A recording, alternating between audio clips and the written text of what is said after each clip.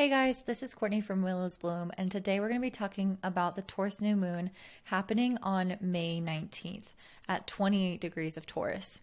So, I have been meditating on this energy, and I believe I will be naming the title of this video based off of what I saw in the meditation. And one of the things that I was seeing was someone experiencing the feeling of being enraptured. So experiencing pure bliss, joy, and just peace. That's one of the main messages coming through. And I think that this new moon is going to give us the opportunity to experience that.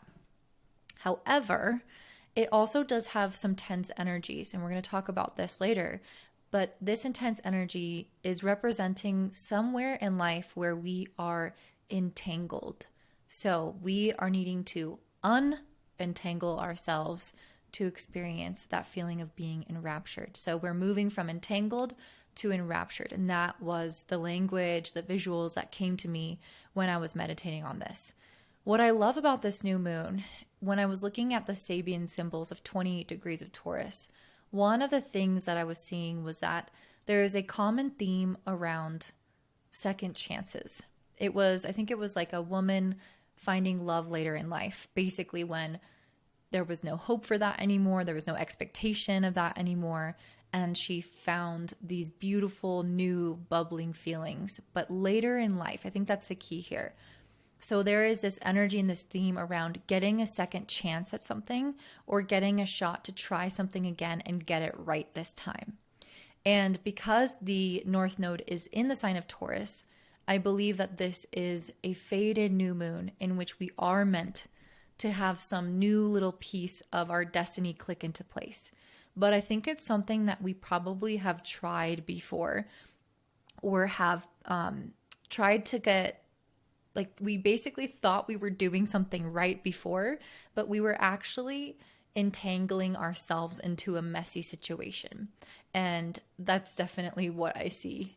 So let me talk a little bit about the intense energies, and then I'll kind of come back to what the gift is during this new moon. So the intense energies are a T-square between Mars and Pluto being opposite each other, and then they're both squaring Jupiter. So Mars and Pluto in opposition can bring some conflict and some emotional conflict as well, especially because Mars is in the sign of Cancer. It's a lot more emotional, a little bit more moody or temperamental, but it's also more aware of its own instinct, intuition, and guidance system. And it's at this point that you're going to realize that your past instinct or your past choices, whether you followed your instinct or not, led you astray in some type of capacity, led you into an entanglement, where you were responsible for making the choice to enter into that, but there were also external circumstances, situations, or people that worsened the situation. So what's an example of this? Like if you, for example, enter into the wrong relationship with somebody and you know in your heart that that's not the right relationship, so you're entangling yourself. And when I was meditating, I got the visualization of a spider entangled in its own web, where it's almost like the web is cocooned around itself. And normally that's what it does with its prey. So I saw the spider where it had been done to itself. I hope that's making sense. And I was like, oh, so we entangled ourselves. Like we were the ones who chose this, who were at the very least partially responsible for entering into this. And there might have been some kind of karmic lesson around it. Pluto very much, which is at odds with Mars, has to do with our soul's evolution. And it can put us in these kind of intense circumstances where we are forced to grow by seeing our own darkness and in the darkness of others and discovering and moving through our shadow to realize what we do and we don't want or how we need to evolve. And so there are really deep reasons for why this has happened. So all of us have had something that we've chosen or entangled ourselves in some capacity, whether that's taking the wrong job, moving to the wrong place, having the wrong conversation at the wrong time. It can look like many, many different things, but we've committed to something or gone down a certain path in some capacity where we had the free will initially to not do that, but we chose to do it anyway because we had something to learn. And in that situation over the course of maybe this year, it's going to look different for everybody, but I'm kind of getting the feeling it's been around, a few months or this year, we've discovered that this situation has gotten messy, that we have felt like we've been misaligned as we've gotten further into this, or we're feeling some kind of crisis point, like something has turned a corner and we're confronted with the fact that we made the wrong choice and that outside people or circumstances are again making things worse for us. So not only did you enter into that wrong relationship, but now that person is starting to change and they're starting to act really odd and they're starting to make your mental and emotional health a lot worse, and they're really affecting you, and they're always at the house, and there's just so many ways to look at that. But basically what I'm trying to say is there's something from the outside that has corrupted us and we have chosen it as well. And that is what I'm seeing this Mars opposite Pluto, because I really feel like it's a reckoning of past decisions and needing to make a choice to subvert the worst case scenario and get ourselves out of the thing that we entangled ourselves into. When Mars and Pluto square Jupiter, they are asking us to have a higher perspective on a situation and to see why certain things have happened the way that they've happened, to have the wisdom to understand why you entered into that, to learn from it, to move through it. But it can also make the intensity of that situation worse. It's almost like you can't just leave normally. You have to leave with like a dramatic ending, or you at least feel a lot of inner turmoil around exiting a situation or a relationship or something of that nature. Or there is some kind of constraint that feels like it's holding you in there or controlling you or being oppressive, or you don't have a say. There's something where there is that kind of intense influence that makes it harder to just go and to just abandon ship. And with Jupiter, with that square to Jupiter, I think in some ways it can exacerbate the situation. It can make it feel over-grandized. What's the word for that? Like grandeur. Anyway, it can make it seem bigger than it is. But it also, at the same time, while it does that, can also connect us with the wisdom behind, again, why. And that will help us move out of the situation as well. So while it can make it, the emotions feel bigger, or the situation feel, like a big mountain to cross, it also gives us the capacity and the wisdom to cross it. So I'm not really that scared. Everyone's been talking about this square with Jupiter as if it's like the end of the world. I really don't understand that. We have stuff like this happen all the time. And I really feel like it's just something that we have entangled ourselves in that needs to be addressed, that needs to be sorted out before we can find peace, before we can find love, resolution, self-love, a second chance. And again, this is a second chance at that thing that we thought initially was a good idea. It's like giving a second chance at the core concept of what we were reaching for. So if you entered into the wrong relationship, for example, it's getting a second chance at what love looks like for you. And maybe that's with yourself. Maybe that's with another person. Maybe that's with a friend group. Maybe that's with a parent. But you rediscover and redefine what love is during this new moon when you get your second chance to experience that feeling of being enraptured and in love and in joy and in peace with life. And while there is that intense energy with Mars opposite Pluto, which does have a lot of emotional conflict kind of naturally within it, especially again with Mars in Cancer, we might have to confront something and have a conversation or make a big decision that can feel like it kind of gets your blood going, especially if this is aspecting your natal chart. Not every new and full moon is going to feel like this. You might see like little stories, but if it doesn't aspect your natal chart, you might not feel it at all. And you might be like, astrology isn't real. No, it's because there's a lot of complexity. So just know that if you ever are confused about why something hits really hard and why something doesn't, it's because your natal chart, your birth chart, depends or makes all the difference on how the outcome is. And if you're interested in that, I, of course, offer readings on willowsbloom.com. So the new moon in Taurus at that 28th degree is going to give us these blessings eventually.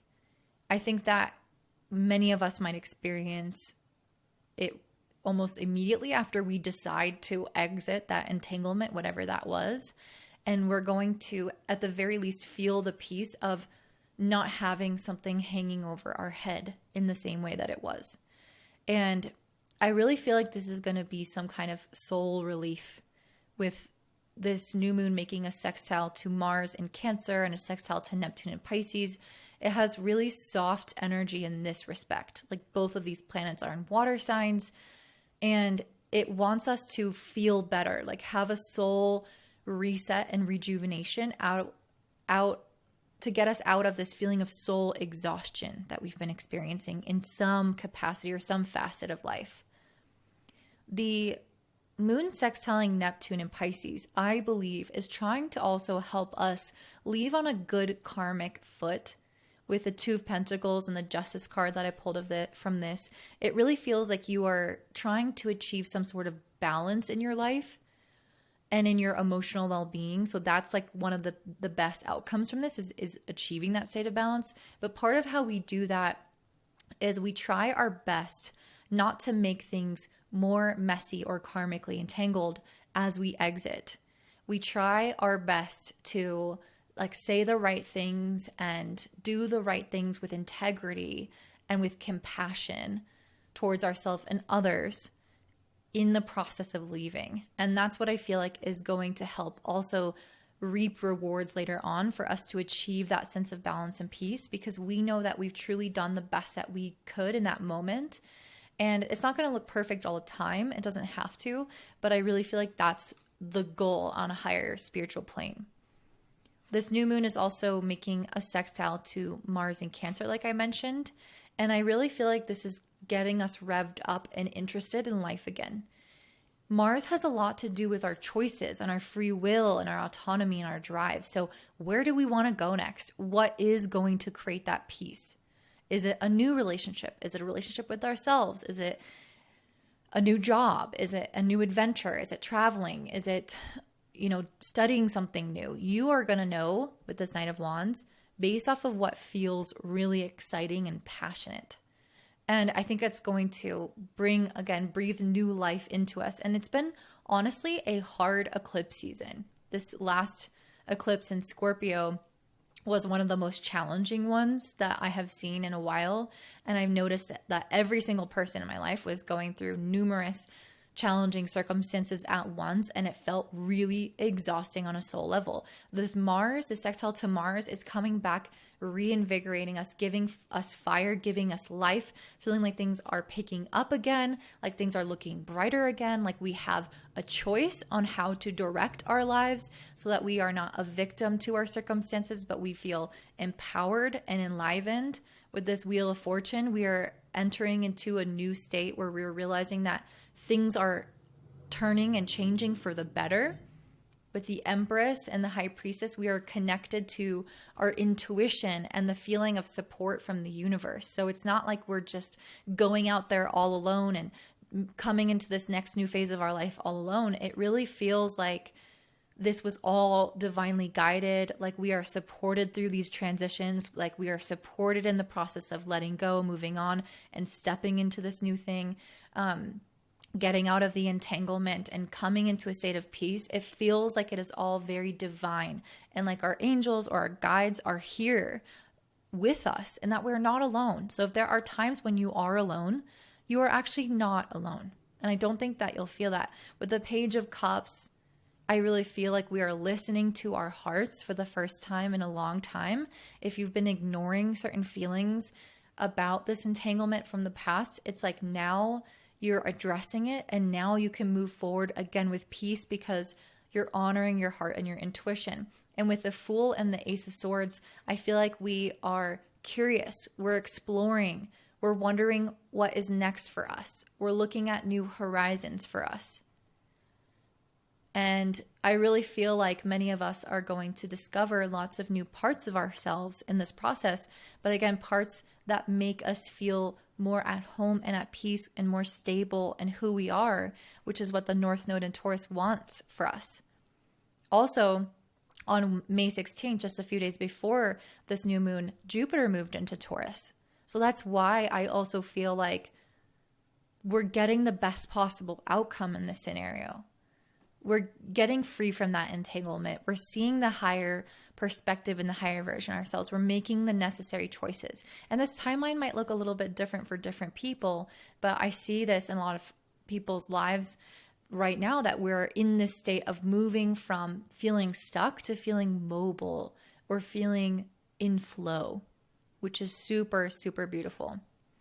This new moon is also making a trine to Pluto, which is retrograde right now at 0 degrees of Aquarius. So we are in flux. We are very much in a state of limbo or transition in some respects. The chips have not all fallen into place yet. And Taurus is going to concretize things over these next 6 months. But I think we're getting like the first piece of the puzzle in these next 2 weeks. We're going to get an idea of the direction that we're moving in these next 2 weeks. And then over the next 6 months, things are really going to become clear and stable. But right now, we are still really evolving as a soul. And we are still facing lots of different parts of ourselves and processing lots of things in our own personal worlds.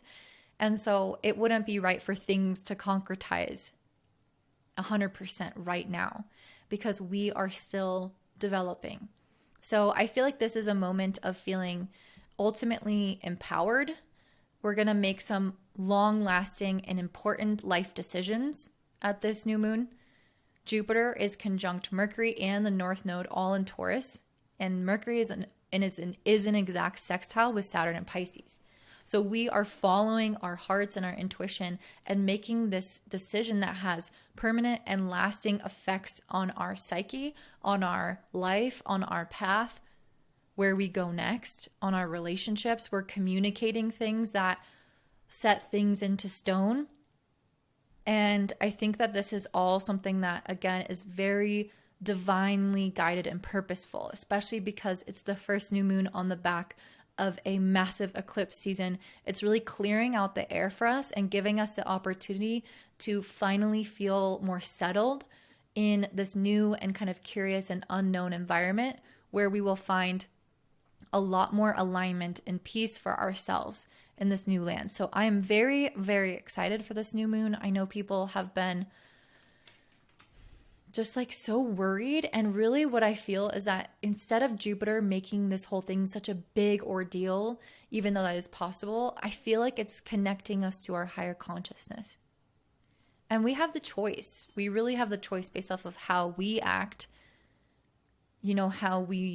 how this thing pans out. I also pulled this Radiance card, which to me, with the sun on here, has a lot to do with us feeling a lot more vibrant and vital and connected to our passion, our life energy, feeling more clear about ourselves, more clear about our purpose, where we're going, what we want. Because again, we're finally re-listening to our intuition. We're finally not ignoring those emotions, and it's opening up the excitement of, I can now pursue what feels good instead of feeling stuck in some kind of entanglement that felt bad and that had me trapped. So that's what I'm seeing, a massive evolution here. If you are willing to face this conflict that you've chosen in some capacity in your life and move on into new horizons, but with integrity. So that is what I'm seeing. Let's go ahead and dive into what this will look like for all of the signs. If you want a reading from me, don't forget to check me out at willowsbloom.com. All right, up first, we have Aries Rising and Sun. So this new moon in Taurus is happening in your second house of finances. And I was saying at the beginning in the overview, if you haven't watched it, please watch it. It's an important one.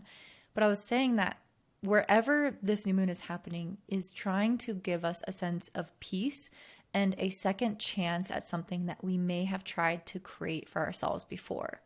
So in the second house, there is something here around maybe you guys doing something differently when it comes to your money.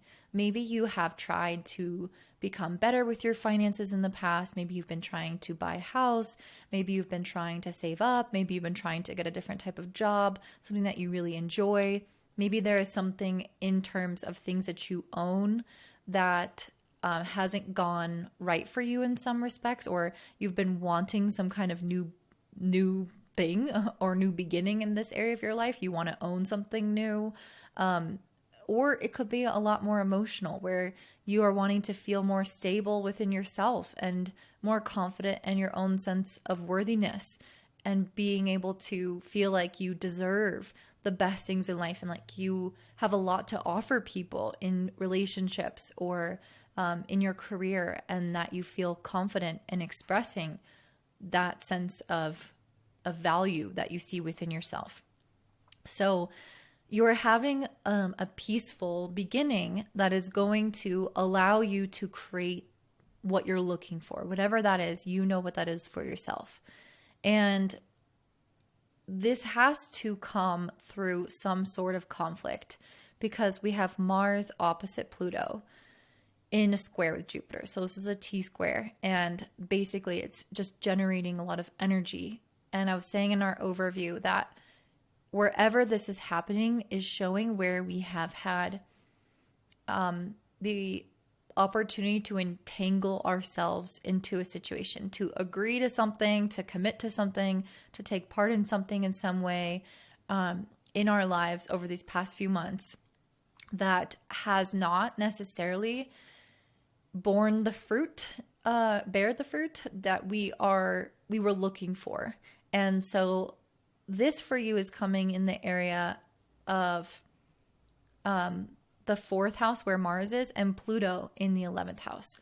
So there could be something in regards to your home life, your friendships, your community, your family. There might be something in regards to these different aspects of life that you have participated in that have brought you some kind of buyer's remorse. That's the word that came to me. So for example, let's say you like let a friend move into your house, or you moved into a new house that's in a different kind of community, and you thought it was a good idea initially, or maybe intuitively you weren't so sure, but you went through it with it anyway. And then it kind of starts to reap bad fruit, and it starts to weigh on you, and you start to feel like your personal space is inhibited, or maybe you're not getting enough money from the rent that you let your friend move into, or from, or they're not paying rent at all, and they're costing you money. Like there's something in regards to the situation that is creating conflict in your life for agreeing or participating in something. And I feel like you guys are ready to be more autonomous in some way with this new moon in the second house. I'm seeing a lot of like wands energy. And I think that I might have said that for the last eclipse as well, is that I'm really getting the sense for my Aries that you guys are stepping into maybe the next few months or the summer, a time of a lot of autonomy.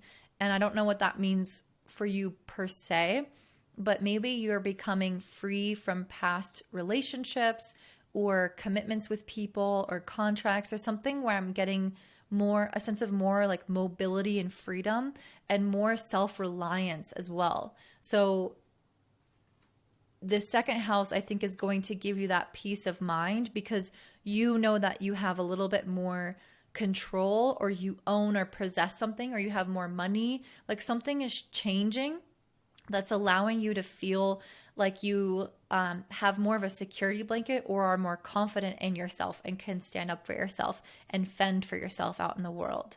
So if there was something of tension going on in the home or family life, in conflict with like friends, groups, belonging, community, these two areas, they're at tension. So there's some situation involving this that you need to release yourself from, that you need to get away from, and end it in some kind of capacity. And that is actually going to allow you to have more financial freedom, more independence, more self-worth, feeling more at peace, and maybe even feeling like your belongings or the things that you own are safe, if that has ever felt like under threat by people, or that you just have more of a chance to keep your money or keep your things. It feels like not just keeping things, but also finding new ways to make money. So yeah, that's probably really like abstract, but I hope that you're able to put that into an example for yourself. I see with this Ace of Swords and the King of Wands that you guys are stepping into an era of leadership where you're really getting to the point where you are meant to speak your mind, where you are gaining clarity through maybe even downloads about how to move forward with certain situations. And I see that especially because this new moon is sextiling Neptune in the 12th house.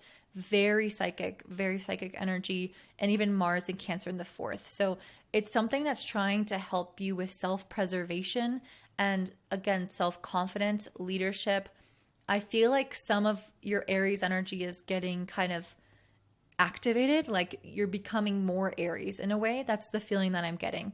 Like you're becoming a little bit more fiery and autonomous, maybe a little bit more aggressive when you need to be, or dominant when you need to be, confident when you need to be. Like I really feel like you're stepping into more of your essence in some way. This is also making a trine to Pluto in your 11th house, which is retrograde at 0 degrees of Aquarius. So I do feel like there's a little bit of a flux when it comes to kind of where you're going to land, especially with like friends or community or your location. Like, where am I going to end up? What kind of people am I going to be surrounded by? That's still a little bit unknown at this point in time. And I think it's going to become clearer in the future over time. With this Knight of Wands, I feel like this is saying that you might have a little bit of impulsive energy. Like this is, again, you're very Aries right now. I'm getting this pure essence of you. So you might feel a little bit impulsive to kind of jump the gun in a specific situation. You know, Mars is your planetary ruler, and it's getting a lot of pressure by Pluto right now. And it's also in Cancer, which can be a little bit emotional in its decision making. And so you might want to just kind of like throw up your hands and make some kind of big statement or do something really like abruptly or rashly. And I'm not saying not to do that necessarily, but I feel like because this is a new moon in the 2nd house, you need to have some kind of plan. So if you are trying to do something that seems like bold or impulsive or kind of outside of your norm, I feel like this reading is trying to tell you that yes, you can do that, but you need to make sure that you have some kind of plan, that you have the money or a schedule, or you know how things are going to work out in some capacity. Like trusting the universe will support you when you need it, but also doing your work on your end and not just feeling super, super Aries and being like, everything's going to work out. Because it probably will, but you don't want to take the chance of being left without the things that you need, or things being not as optimal. So yeah, that is the advice for you, Aries. This looks like a good one for you. I'm really excited. If you enjoyed this, please don't forget to like and comment down below, share with your friends, and subscribe. And if you want an astrology reading from me, check me out at willowsbloom.com and have a beautiful day. Bye. All right, up next we have Taurus Rising and Sun. This new moon is happening in your 1st house, which is significant. So happy birthday to my Taurus people. This one looks really beautiful for you guys. I feel like in many ways you are finally going to reach some sort of sense of peace and stillness within yourself. And that's actually the main advice card that I got with this moonstone, is that you guys really need to slow down. Tune in with the cycles of life, with nature. Maybe you go camping. Maybe you feel like you meditate when there is a new and full moon, set intentions. Maybe there is some way that you guys can take walks and breaks in the middle of the day to make sure that you're seeing the sunlight, to make sure that you are remaining connected to source, because you are a Taurus. You are Venus ruled. You are the sign that's most connected with the earth. And there may be ways in which you guys have been a little bit too busy to fully embrace the gifts of your Taurus energy. And this new moon is trying to bring you back to your center. And I think it's going to make life a lot more fulfilling for you, because if you have been rushing and bustling around and planning ahead and very social or really in your head about things, or if there's been a lot going on lately, taking a toll on you with all these eclipses, this is the necessary antidote to all of that friction in life. Stillness is what causes ease. It's what allows our muscles to relax and for things to feel elongated, to flow, and to have less resistance to what is. So that is a really big part of the advice. But let's talk in a little bit more detail about what this, I keep wanting to say eclipse, about what this new moon entails for you. So essentially what this new moon is about, if you haven't watched the overview, I highly recommend that because it's a really important one. This new moon is about creating peace and having a second chance at feeling a lot of joy and feeling enraptured in some area of life. But before we can have that, we first have to address some sort of entanglement that we have gotten ourselves into. So that is represented by Mars opposing Pluto and both squaring Jupiter. So your Mars is in Cancer in the 3rd, you have Pluto in the 10th, and it's squaring Jupiter in the 1st. So you guys are lucky because you just had a beautiful planet move into your sign. You are being given so many opportunities throughout the rest of this year for growth, for expansion, for connection to yourself in a deeper way. And I'm excited for you guys to experience that. And this is going to kick some of that off in a big way. But first, you have to, again, address this conflict or entanglement that we've gotten ourselves into. And I really feel like this has a lot to do with how busy you have been. Mars in the 3rd house has a lot to do with that, like level of activity. We have been hustling. We have been bustling. It feels like we've overcommitted. And with that opposition with Pluto in the 10th, there is something within your life goals, your objectives, your relationship with authority. If you work for a company, then the higher ups in that company, like your boss, that is putting pressure on you. And I feel like it's causing you to be overstimulated, to overthink, to worry, to be too active. So let's say, for example, let me give you an example. Let's say you are older and you are wanting to retire, but you don't necessarily have the funds saved to retire.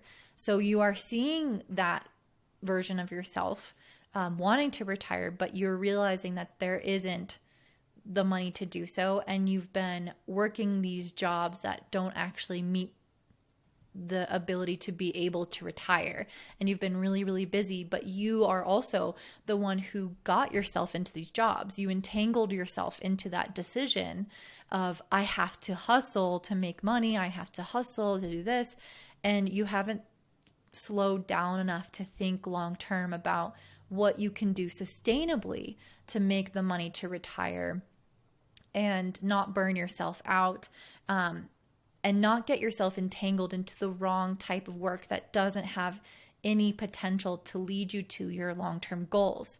So this is kind of what I'm seeing here. That's an example, but it can be any kind of situation where you've taken on some type of busyness, or maybe you have even the way that you think or you communicate, because this is in the 3rd house, or even your relationships with your siblings. There could be something in that regard to how you've been functioning that's going against what you actually need as a soul for your long-term growth and development. And like especially around career and finances and basically how you take care of yourself long-term. So there's something in this that there's like a disconnect. And I think you've been pursuing the wrong types of avenues, and you're starting to feel that there's just so much busyness and that this isn't sustainable. And I think that you guys are being asked to, with the Hierophant in the 6 of Cups, I feel like you're being asked to revisit something from your childhood, like studying something that you've always wanted to study, or reading a book about a topic that you've been interested in for a long time. Or there's something where I feel like it's not just about, Oh my God, I totally just blanked. Oh, what I was saying there. That's so weird. That happens to me like every blue moon. But yeah, with the Hierophant and the Six of Cups, I feel like it's trying to help you revisit maybe a thought or an idea or something that you basically like perceived your life as when you were younger. You know, when you look at your life as a child, you have this idyllic perspective of this is how I'm going to grow up to be. This is how much money I'm going to have. This is how rich I'm going to be. This is how many friends I'm going to have, blah, blah, blah. And I feel like there's something about that you need to revisit and actually like do so in a serious way where you're taking it seriously. Like you're maybe if you had some kind of interest in the past, like you're studying that, or if you had some kind of vision or version of yourself, you're asking yourself how you can materialize that. And it's a lot about you having some type of control over your own emotions and willpower and energy to redirect it into a more useful place. This is making a sextile to Mars and Cancer in the third. So we want to take that same busy energy and relocate it to some other facet of life that has a better long-term potential outcome. And it's like really asking yourself in a serious way, who do I need to become? What do I need to do differently? How do I need to change my identity and the way that I view life and the way that I view myself and the things that I've pursued? How do I need to change that to actually make sure that I am taken care of in the future? And with Jupiter in your first house, you have a lot of potential here for growth in order to actually do that. Some of you might have to have some hard decisions to be made. Some of you might have to have some uncomfortable conversations to be had, especially with superiors or authority figures or masculine figures in your life. That's not going to be the case for everyone, but there is a general feeling that there's some resistance that you're going to have to overcome. And I feel like what you guys aren't realizing is that your true wish fulfillment with this Nine of Cups is going to come in a different form than you realize with this Hangman. And I think it's actually going to be a lot more easeful as well with the Hangman having Neptune energy. It's very go with the flow, surrender to life, and it just kind of happens to you. And I feel like there's something about that when you slow down and you allow life to happen to you at certain points, you're not holding onto the reins so much, you'll notice that a lot of blessings come in. And Jupiter does that. It has a very serendipitous kind of energy where it just plops something into your lap and you didn't have to force it or try it or set intentions around it or make magic happen. It's like, no, the universe knows what you need more than you do. You actually think you need X, Y, and Z. And the universe is like, no, you need A, B, and C. And it's going to completely give you something else other than what you anticipated. I don't necessarily feel like the whole new moon is going to give you all of that right now, but I feel like it's setting up the stage for what you're experiencing for this entire year, where you're going to unfold actually new wishes. You're going to discover new parts of yourself and realize that you want to slow down, or you want a different way of living, or you want a different goal. You see yourself differently, or maybe you have some kind of new opportunity come in that makes you pursue things differently than you were before. Like you are changing, your desires are changing, your way of pursuing those desires are changing, and it's a really big deal. And it's going to have a lot of growth. And I think it'll also make some pretty big changes because Jupiter, Mercury, and North Node all together in the first house.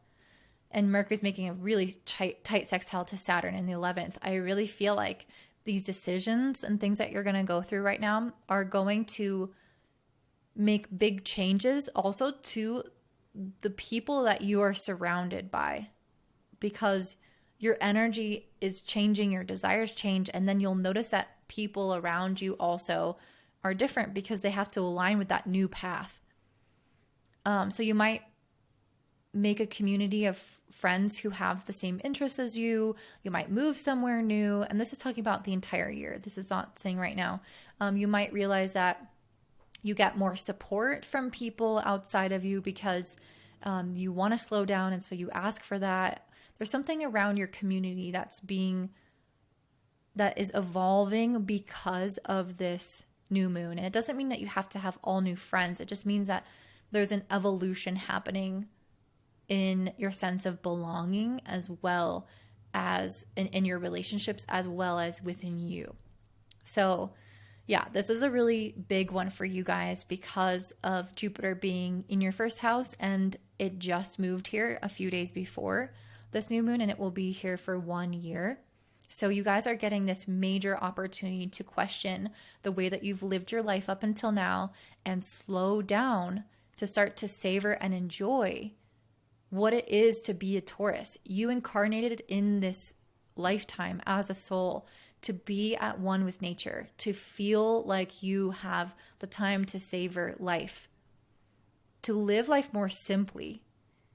And there is something very instinctual about a Taurus as well that knows what it wants and what it needs. But I think that's evolving and changing this year for you. So really, really big deal. Again, I'm excited for you guys. If that resonates, or if you have any stories that you want to talk about with this that will help me understand further, or other people in the comments identify with, please share those down below. Don't forget to like so more people see this, subscribe and share with your friends. And if you want a reading from me, don't forget to check me out at willowsbloom.com, and have a great day. Bye. All right, up next we have Gemini Sun and Rising. So this new moon in Taurus is happening in your 12th house, and that's not generally like the most positive house. I will also say that you're going to be experiencing, I feel like, a awakening or realization, because the 12th house is where we have energies that are hidden in our subconscious, things that we have disowned or projected out into the world, things that we have usually unconsciously pushed away from our awareness. So it's not usually like, oh, I'm ignoring the red flags. Although I think that's what this card is saying. This Garnet card, which is the only advice card, is talking about how you've ignored some kind of red flags. With this new moon in the 12th house, it may be trying to reveal to you what you have ignored or pushed down or pushed away. It's trying to say, this card in particular was saying, you don't actually have control over this situation. That, let me just read what it says, because I feel like it'll be clear with, it intimidated me a little bit. But Garnet isn't here with great news. It comes as a warning of approaching trouble. Things aren't super clear right now in this situation you are asking about, and you can't see the full picture. You may have been getting a little ahead of yourself. It asks that you don't be foolish in thinking you know it all. You don't have it all under control as you'd hoped. Luckily, the universe has your back. Odds are your intuition has been screaming at you, but you've chosen to ignore the red flags. It's showing up to caution you that you can turn this obstacle into an opportunity.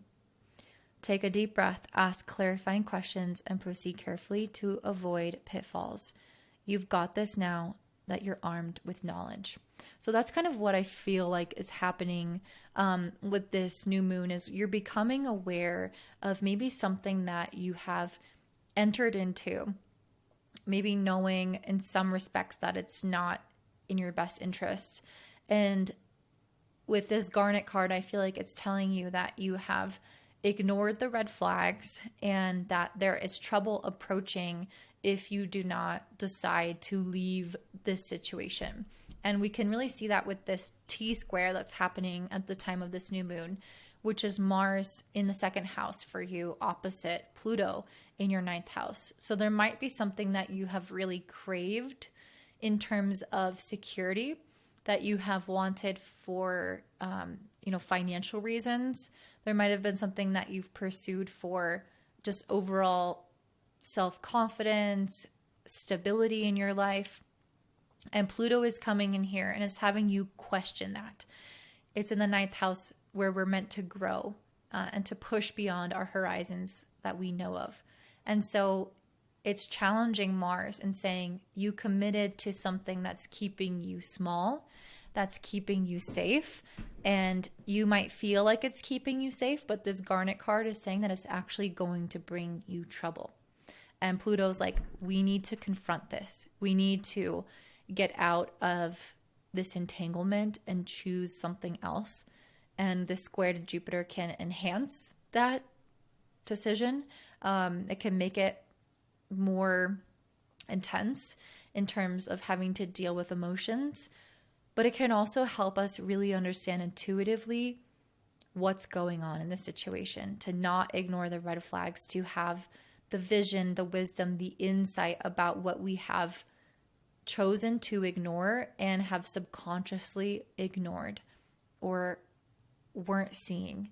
This could even look like secrets being revealed, secrets within your own psyche, secrets from others. More of the equation is coming to light. Like there's some situation that I feel like you've chosen to be in, and now there's more light coming into it where you're starting to realize, wait, this isn't what I agreed to, or this isn't actually good for me, or this is causing that. And it's going to, again, it's going to maybe lead to a more troublesome ending if you decide not to leave. This is a new moon in the 12th, so usually it has to do with some kind of ending when I see that. And a new moon means that there's also a beginning that will come from letting something go. And I feel like this also has to do with your childhood as well, like needing to let something go from our past, because I feel like the subconscious, the repression of information is very much tied up with our childhood or with our past in some kind of way. Like this situation that you're entangled in, it feels like it has very much resemblance or energy from when you were young or what your family was like. There's some kind of like mirroring happening there. And I think that's part of why you went towards this with Mars in the second house. It felt like it was bringing you back to some energy from when you were younger, and it felt safe and secure. But I think that with the Six of Pentacles and the Queen of Wands, there's something that wants to come in that feels more like an energetic match. So it feels like you are meant to be asking for more of what you feel like you deserve. With this Queen of Wands, she's very confident. She listens to her intuition. She understands that she has a lot of innate power and she trusts that power. And she also isn't afraid to ask with the Six of Pentacles for equal reciprocation of what she puts out into the world. So it really feels like somebody who's in her own power and knowing and decides, this situation is or isn't working for me and I need to have this instead, or I bring this to the table, so I deserve at least this from this situation or this person or this career. There's something in your life where it wasn't like a match. It wasn't meeting that energy. And I feel like it was because of something from your childhood that made you want that. Maybe it was like you weren't treated a certain way by a family member and you now have kind of perpetuated that into your adulthood in some way. And it made you step into something that wasn't a match. But it actually instead matched with or mirrored that childhood experience. So I feel like you are breaking free from that in terms of awakening and realizing something for the first time around this. Again, secrets could be revealed. So things within yourself could really bubble up to the surface.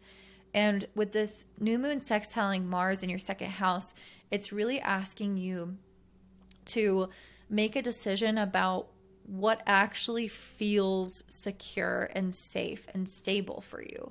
Because maybe you thought it was this situation, but maybe it's actually something else that feels more stable. And you might need to grow in your self-image and your confidence to pursue the thing that is actually healthy for you, that is actually going to get you to where you want to go. It's also making a sextile to Neptune in your 10th. So really pursuing goals that feel aligned on a soul level, that feel like your intuition is pulling you towards them. Maybe you have settled for other goals.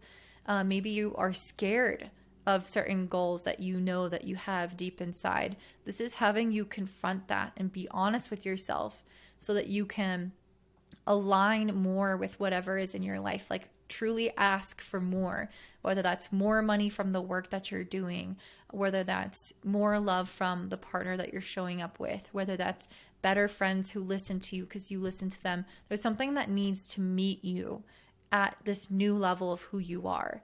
And I really feel like the way that you thought you were being confident before, that way that you thought you were being safe or secure before, is actually like turning on its head for you to realize that you were keeping yourself small.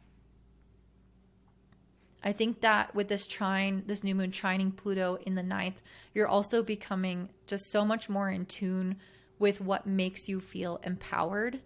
And sometimes that is reaching for more. That's not always the case, but I feel like in this instance, you are meant to be stepping up into some type of position of leadership. And with the 6 of Cups card, I feel like there is almost something from childhood where you're like, have some kind of belief, or you're mirroring some situation that you saw in childhood where you felt like you couldn't stand up and lead, or where you felt like you were attracted to a situation in your life because of how you felt as a kid. And this is really trying to take the bull by the horns and liberate yourself. And I think for many of you, this will, whatever decision you make is destined to improve your life. And especially like career life. It doesn't have to be career, but your planet Mercury is conjunct Jupiter and the North Node in Taurus in the 12th. So you're getting a lot of divine insights and downloads and awareness. I feel like you're awakening in some way. And Mercury is making an almost exact sextile to Saturn in the 10th. So, or it is exact. So you're making that awareness that you're having. It's like you can't go back, and you're going to make a decision based off of that changes your life long term. And this could look like a big career change, or changing how you saw your life going, or just anything in terms of like big long-term goals. And I just saw 1111. I feel like you're coming into more confidence. That's a really big part of this with the Queen of Wands. Like you're really, really seeing how worthy you are and how much you deserve. And that's what a Taurus new moon is about in general. That's what Taurus energy is about, feeling our own worthiness. But I feel like because this is in your 12th house, there's something related to your childhood that had you like neglect or reject that confidence, worthiness, and ownership of this is me.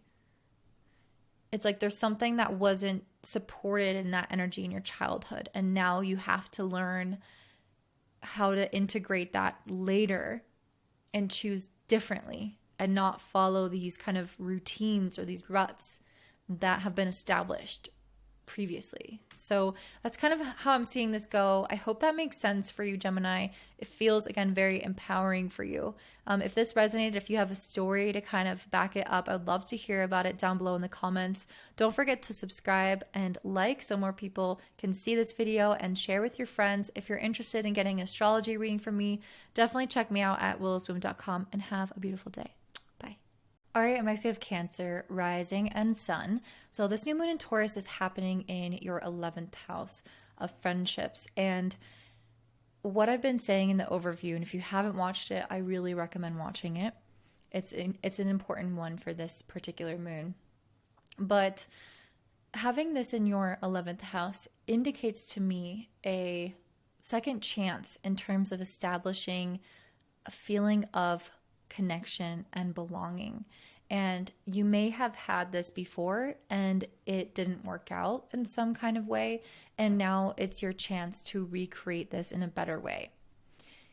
But we can only do that once we confront something that we've already been entangled in, that we have chosen to be entangled in at some point.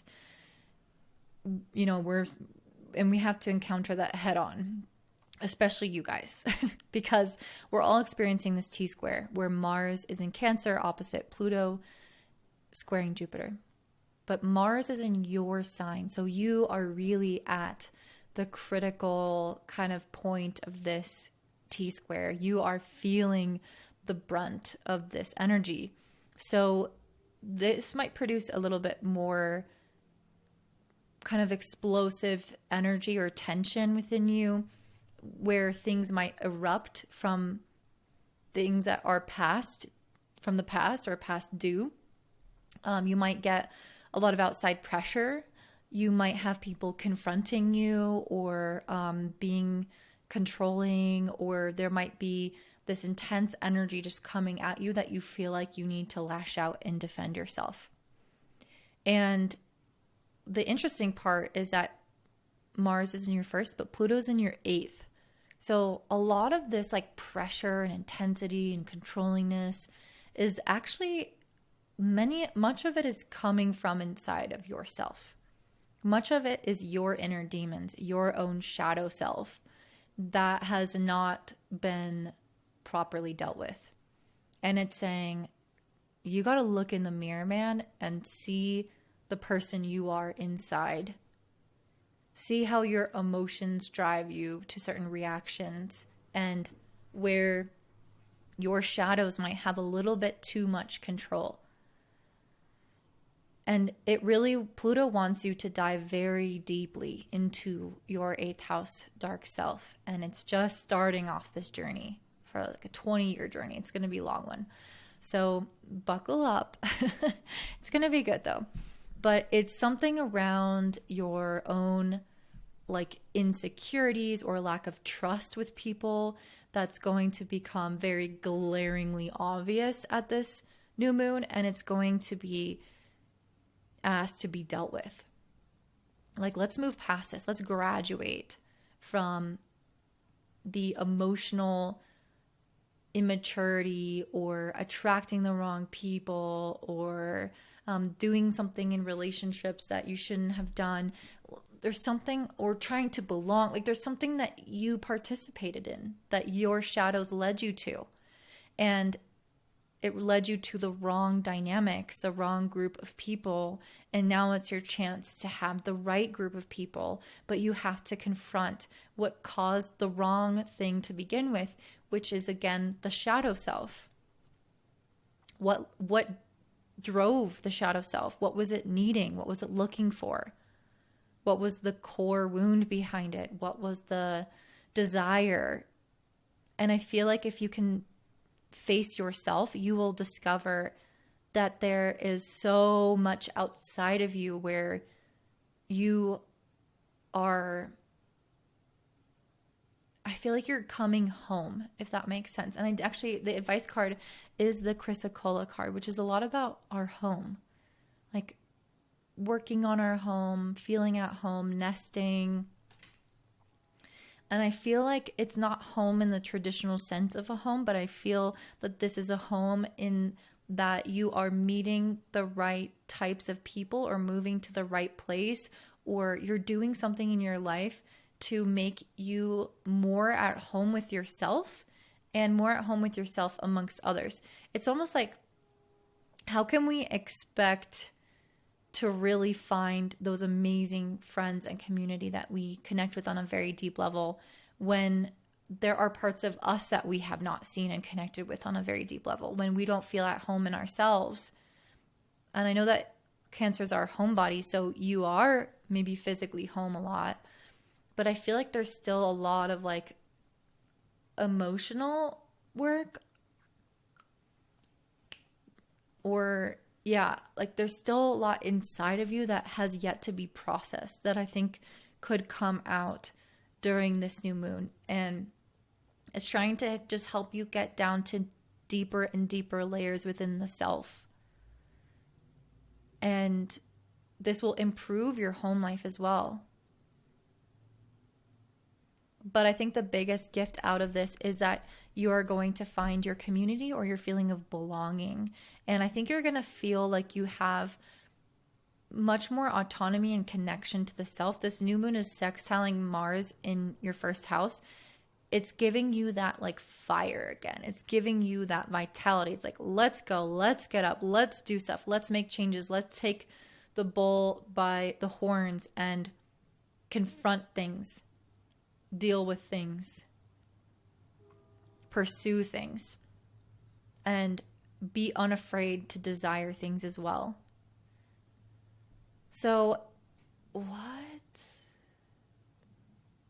Oh, that's so weird. Okay. Sorry, I just read something wrong. So, in your tarot, I pulled the first card as a Nine of Wands. This definitely feels like what I'm perceiving with this Mars opposite Pluto. Like, you guys are exhausted. You guys have been pushing and striving to feel better, to have good friends, to maybe pursue certain dreams that you've been needing to pursue. I'm feeling like there's a lot of like, there's many areas of your life in which you've been trying to kind of get together in a way, like get it to where you want it to be. This Nine of Wands feels like you've had to really push for that to happen. Like it hasn't been something that just lands in your lap. But I feel like what's been missing is that sense of confidence that comes from doing the internal work and owning all parts of yourself, including your shadow. And I see this moving from the Nine of Wands to the King of Wands. So you are becoming much more in control over your energy. And again, I'm seeing a lot of like autonomous energy. I see a lot of creative energy. You guys feeling a lot more enlivened by life and your goals and where you're headed and the people around you. I feel like all that's becoming really exciting because you are addressing maybe internal things that are actually that were getting you down. It's like, okay, I'm finally gonna clean my room. My room was super dirty last couple of days and it really was affecting me and I kept avoiding it. I kept avoiding looking at my room, going in my room unless I had to be there. And then finally I cleaned it and I was like, I feel amazing. Now I have energy for other things. It's kind of like that. You've maybe avoided dealing with something inside. Maybe it's more external. Maybe it's something around intimacy in your relationships. Maybe it's something around finances and debt that you haven't addressed. But there's something that you've been like, oop, I'm just going to like sweep that under the rug. And I feel like you're fully confronting it and empowering yourself. And it's less of like a struggle in the day-to-day life because you're creating more energy reserves because of that. And we have the Wheel of Fortune here. So things are going to become easier to move. And the Three of Wands, which again is, I really feel like you're stepping into a very strong like time of adventure and taking initiative for the things that you want, like clean your damn room. And then you can do so many other things after that, like things that you've been saying that you've been wanting to do all week. You know, that's kind of like the more mundane level, but this new moon is sextiling Neptune in the night. There are other horizons you are inspired by. There are bigger and better avenues in your life. There are paths that you could see.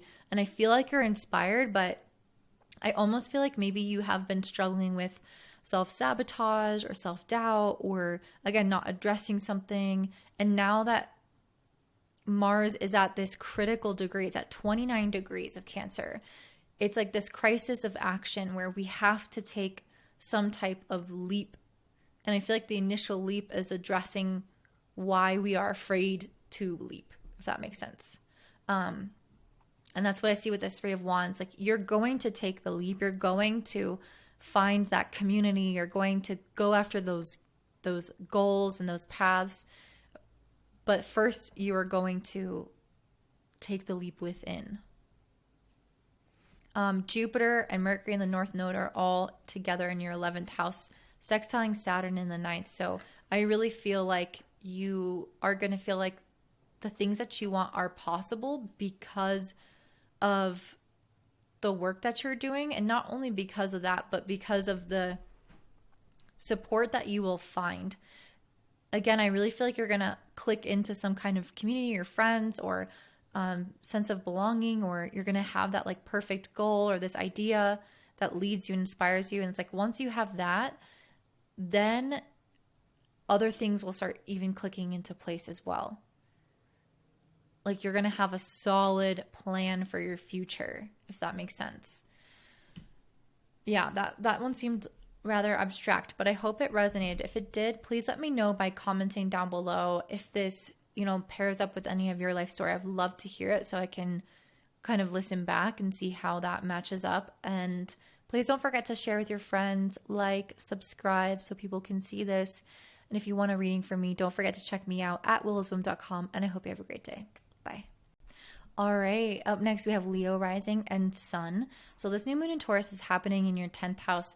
And it's so funny because the 10th house is all about leadership and authority and career and being visible in a position of authority. I just said authority. But the advice card that I pulled was the green adventuring, which is telling you guys to step up into a leadership position. So I feel like this card is trying to call you out, Leos, because you are a natural born leader despite maybe enjoying it or not, because I have heard many Leos not like leadership or the spotlight. But I feel like you guys are really coming into a new chapter of your public life in some way, or your career life. And I feel like the past was really muddled with maybe the wrong situations. Especially like getting entangled with the wrong people, because I really feel that if you haven't watched the overview, please watch it. But I think that this eclipse with Mars opposite Pluto squaring Jupiter, there's something in this energy that shows us where we've entangled ourselves in something that is toxic.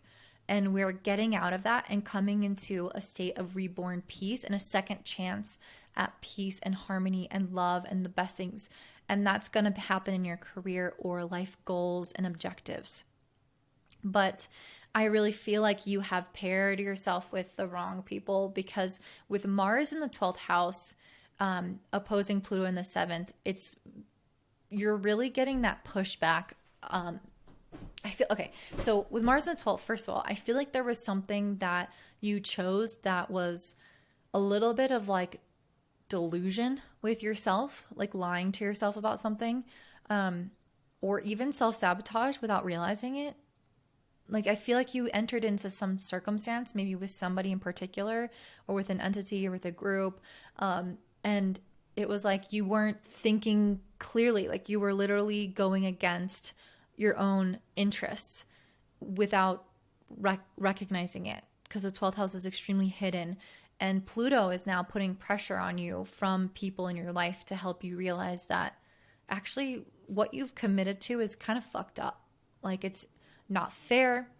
It's imbalance. It might be taking advantage of you. It might be affecting your mental or physical health. It might be somehow taking away your power. It might be leaving you confused. There's many different ways that this can manifest, but there's something about what you've committed to that is a no-go, my friend. And now you're going to have to face that circumstance and maybe face the people who are involved in that circumstance, if it involves people, and confront that and release it and let it go. You might also feel like doing that is what helps you expand in your career or your life goals, because I feel like you were self-sabotaging without realizing it and entering into something that had no like way to improve your life and get you forward in life. Maybe you got something out of it. It's not to say that you didn't get anything out of it, but it wasn't what you like really wanted, and you realized that you're realizing that now, if not earlier. So there's something here where it's like, okay, this is not working. And again, you might feel quite a bit of pressure within relationships to end some kind of relationship, or other people might pressure you to end something in your life because they can see how it's affecting you. And you're going to do that. Well, hopefully you're going to do that. This new moon, though, is showing you what you get as a result if you do that, which is amazing strength, power, clarity, healing. We got the Star and the Sun. These are some of the best cards. And that's why I'm like, I think that you guys have been having a rough time, because the Star is coming out after the Tower card. It's coming out after we've had a really hard time where things have been taken away from us, where things have not gone well, where we felt an extreme amount of pressure or discord or conflict in our life. And the Star is coming after to heal us, to give us hope and optimism in our future, to make us feel 1,000 pounds lighter by releasing that past story or that past dynamic. And the Sun comes in bringing more confidence, vitality, clarity about what you want. The Sun is also your planetary ruler. It is also the planet in charge of leadership. So this is your time to shine bright. You guys just had eclipses in this 4th and 10th house axis.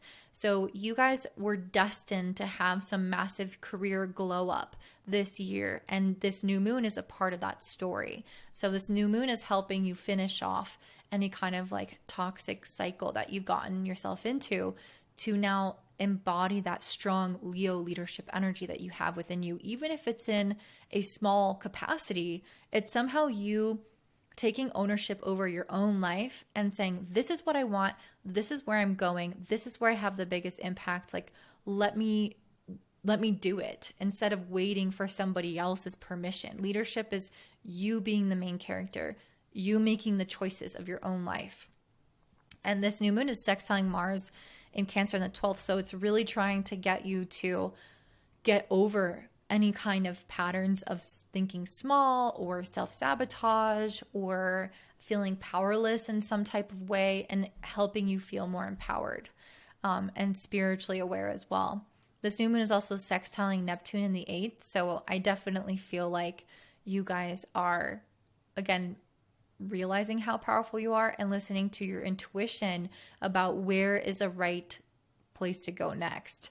And I think it's going to lead you somewhere really great with this Ace of Pentacles and the King of Cups.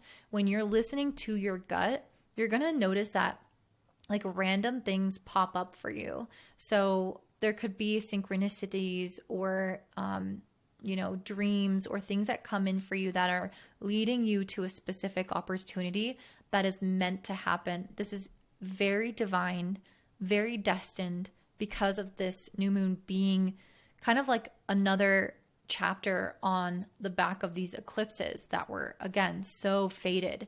So you guys, this is all very, very fated, destined. So listen to your gut, even if it's telling you to do something random one day, go down a certain street one day. There's a reason for that. So trust it. Your relationships with people are really going to evolve as a result of this as well. When you take ownership over the bullshit that you've gotten yourself into in your life, your relationships always improve, because that's just something that people respect. And I think it's going to empower you to also choose the right relationships in the future and make adjustments in relationships as needed. And Jupiter, Mercury, and the North Node are all together in the 10th house in Taurus. So you guys are very future minded right now, very career minded. You're kind of anticipating what the right move is, and you are being whispered into by the universe of where you should go next. And this is sextiling Saturn in the 8th. So it's really going to kind of confirm or solidify a lot to do with your own trust with other people as well. So there's somehow relationships are really involved in this career decision for you. It's not just about you guys doing this, this whole story from the past to the present. It involves other people in some way. And I feel like you're learning how to trust your own intuition and your feelings in your career. You're learning how, who the right people to trust in your life goals are. Who are the right people to pair up with? Who do you work with? Who do you not work with? You're understanding that now. Saturn in the 8th is also helping you develop a lot more confidence in yourself, because the 8th house is where we hold a lot of our insecurities. So you taking a new leadership position will totally change your perception of yourself and really help you move past maybe old storylines or things that you said, oh, I'm not a leader, or I'm not this, or I don't do that. And it was self-sabotage because you were actually afraid of what it would feel like to be in that position. Because we're all leader in some way. We're all powerful in some way. And I feel like you were maybe disowning your level of control over things. And now you're empowering yourself and being like, actually, I have a say. And that is going to change your relationship with your shadow self in a way that I think is going to be really healing and lasting as well. Like, it's not going to come back in the same way that it's happened before. So yeah, that's what I'm seeing for you, Leo. I hope that resonates. If it does, I'd love to hear your comments down below about how that matches up with kind of where you're at in life. And if you enjoyed this, don't forget to like, subscribe, and share with your friends so more people can find this video. And if you would like an astrology reading from me, check me out at willowsbloom.com, and have a great day. Bye. All right, up next we have Virgo Rising and Sun. So this new moon in Taurus is happening in your 9th house. And what I've been saying, if you haven't watched the overview, definitely make sure you go and check that out. But what I've been saying for this one is that many of us are going to get a second chance at something in our life to reestablish a sense of peace and love. And the word I had was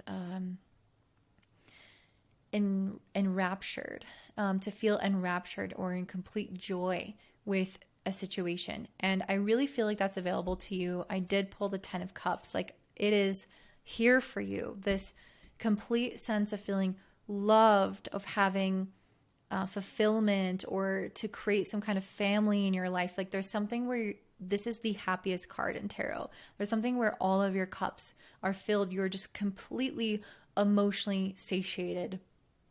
But we have to face something a lot more difficult in order to get to that state. And that's what this new moon is about. And I can see that because I pulled 2 major cards for you guys, which was first the 10 of Wands and then the 10 of Cups. So this is one of the hardest cards to one of the happiest cards. So you guys are really going through some kind of really big internal shift. And I think that one of your advice cards is important to hear before I talk more about this new moon, which is the Sodalite. And it's talking about being easy on yourself in this process of change, because there's nothing worse than beating ourselves up as we're already struggling with something. It makes it so much worse. And as Virgos, we are very likely to do that. Too much perfectionism can lead to a lot of anxiety and stress and worry and discomfort. And I feel like packing on more weight onto ourselves than need be. So what's going on in this eclipse? So we are in some kind of situation that we've allowed ourselves to become entangled in. And I said this in the overview. If you haven't watched it, check that out, where I'm talking about how we've entered into a situation that is not actually like helping us in some way in our life. And it's gotten worse, and we're becoming aware that it needs adjustments, but we haven't maybe done it already. Maybe some of us have.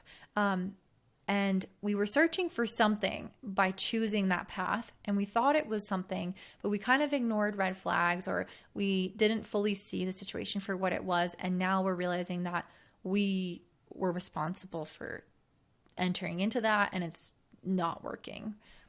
So for you guys with Mars in the 11th opposite Pluto in the 6th, there's something around community, belonging, like friends, that I feel like you guys have participated in and ignored some red flags that are a no-go, that you are not meant to be a part of, that, and this could also have to do with like future goals. Maybe you set your sights on something that wasn't for you. But I think for a lot of us, it will be more relationship, network, group, community-based. But there's something about that that's a no-go. And you're going to feel some pressure with Pluto opposite Mars. It's in a T-square, so it's both of these planets are squaring Jupiter in your 9th. But Pluto is in your 6th house, and it's trying to help you become a lot more aware of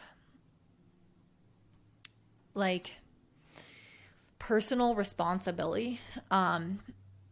And the sixth house also has a lot to do with things that are imbalanced as well, like power imbalances in relationships, or kind of toxic behavior in dynamics. And I think you're going to start to become really aware of that in your life. If I'm not mistaken, I believe that the sixth house also has to do with enemies. So there could just be literally people that are just feel like enemies to you at this point. It's going to vary from person to person, but there's something around like our friendship community area that is like, no, this is not in alignment. I need to actually just full on disentangle myself from this. I cannot further participate in this, in these types of relationships, in this goal. Like, I see how it's affecting me. I see that I need to take responsibility for this. I need to move towards things that are more imbalanced, and that are more balanced. And once you guys actually break free from that kind of cycle, you will actually see that there's so much that you learn about yourself. There's so much more that feels like it's possible. Like, you start to open up to different potentials. You start to see, with this new moon being in your ninth house, that you can go in different directions that feel a lot more expansive than where you were at before. So I think that this is going to be, it's something that I feel like is going to go from this really negative situation where you felt like, I just can't be with this anymore. Like, I feel burdened by this. I feel overwhelmed by this. I just can't get out of it. And it's you taking your power back and saying, no, I'm done with this. I see who I want to be. I see my future. Jupiter is conjunct Mercury and the North Node. Mercury is your ruling planet. You are getting the vision of yourself being so much more spiritually enlivened and in so much better moral integrity. This is the ninth house. This is all about our values, our morals, the way we see the world. And there's something about the way that you've been living that doesn't align with that. And you're becoming very clearly aware of where you stand on something, or with someone, or in certain communities, or even, humanitarian elements. There's something that you're clearly seeing how you fall in line with it. And you are realizing that it's not sustainable to be a part of something like that anymore. And you're moving instead towards your own personal integrity, whatever that might mean for you. And as a result, you get the 10 of Cups. As a result, you get true emotional fulfillment. And I really feel like you might give yourself a hard time with the Sodalite card for how you go about this, or for breaking free from this community, or from making changes in your life. And it's like, don't. You were supposed to. The Sodalite card is saying, don't give yourself a hard time. You're making things way worse than they need to be. And with this moon and the Knight of Cups, I really feel like there's a lot of emotions underneath the surface that are driving you towards this outcome. I don't even think all of this is going to be super obvious to you at all times. Like, I think you're going to be driven almost on a soul level by your intuition, by your feelings, by your instincts to move in one direction or another. Because this is kind of like impulsive energy based off of how you feel. And that doesn't always mean you have like clarity. But I think while that's a good thing in some cases, I think it's also important to have a plan with this ocean jasper, to really think things through. So I feel like it's telling you to engage those emotions and listen to them, but also to not be too impulsive, because of this ocean jasper talking about having a plan. So keep that in mind, that there's a way to make changes that are not maybe hasty, or are not like thinking things through properly, and not being like too emotionally reactive I think is part of what this is trying to say. Like, have a little bit more self-awareness or control. And this new moon is sextiling Mars in Cancer. So Mars is a little bit more emotionally volatile right now, but it can be put to better use than just being reactive. It can help you plan, and it can help you find the right connections and the right path and the right decisions to make. This new moon is also sextiling Neptune the 7th. So I feel like there's just a lot of encouragement here that ending connections with one group or with one goal is going to bring you in alignment with a new group or a new goal or something that feels more supportive, actually. And it can improve your relationships that really matter to you and that you feel really intuitively guided to pursue and continue pursuing. This is also trining Pluto in the 6th, so I really feel like there may be some changes to your day-to-day life as a result of this. Maybe you change, maybe your job is undergoing some kind of transformation because it is, Mars is opposite Pluto in the 6th, and you're realizing that some of the people you work with are toxic. Maybe you're realizing that there are certain responsibilities that you are doing or certain ways that you're taking care of yourself that you can improve upon and to help you align more with where you want to go or who you want to be or who you want to be with. But I really feel like your like everyday kind of mundane life is changing because of this change in direction. And it's still a little bit in flux. Like, you don't really know how your day-to-day life is going to look quite yet. You also have, I mentioned, I think, Jupiter, Mercury, and the North Node together in the 9th, giving you that wisdom around what your morality is and also what you believe and maybe how it's different from what other people believe. And it's sextiling Saturn in the 7th. So I think it's going to help you make some permanent relationship decisions that will, again, align you with people who I think have similar thoughts and beliefs and morals and the way that they view life as you. So that's what I'm seeing for you, Virgo. Don't forget your advice to be easy on yourself in this process of change. Don't be critical on yourself, because just because you feel like you are maybe different than before or different than other people or can't fit into something doesn't mean that you were meant to and that you're doing something wrong. It's the way that it is. So have peace about that. And I hope that you've enjoyed this. If this resonates, please let me know down below. I'm very curious because it feels like a specific message. It might not be for all my Virgos, probably only if it aspects your chart. But do let me know, because I love to hear if it correlates or resonates for you. Don't forget to like, subscribe, and share with your friends so more people can spot this video. And if you want a reading from me, check me out at willowsbloom.com. Thanks. Bye. All right, up next we have Libra Rising and Sun. This new moon in Taurus is happening in your 8th house. So I really feel like you guys are going to step into a state of a lot more internal peace. I think that this one is going to benefit you guys in a really beautiful way. Maybe the most, maybe not the most, but I don't know. I'm just really getting this feeling of you guys becoming a lot more aware of your own power and potency and overcoming your own fears and your own insecurities and feeling a lot more stable in oneself and reaching for new horizons, pursuing things that maybe you felt were bigger before and now they feel like they're within reach. And I'm getting the sense of feeling just very, very empowered.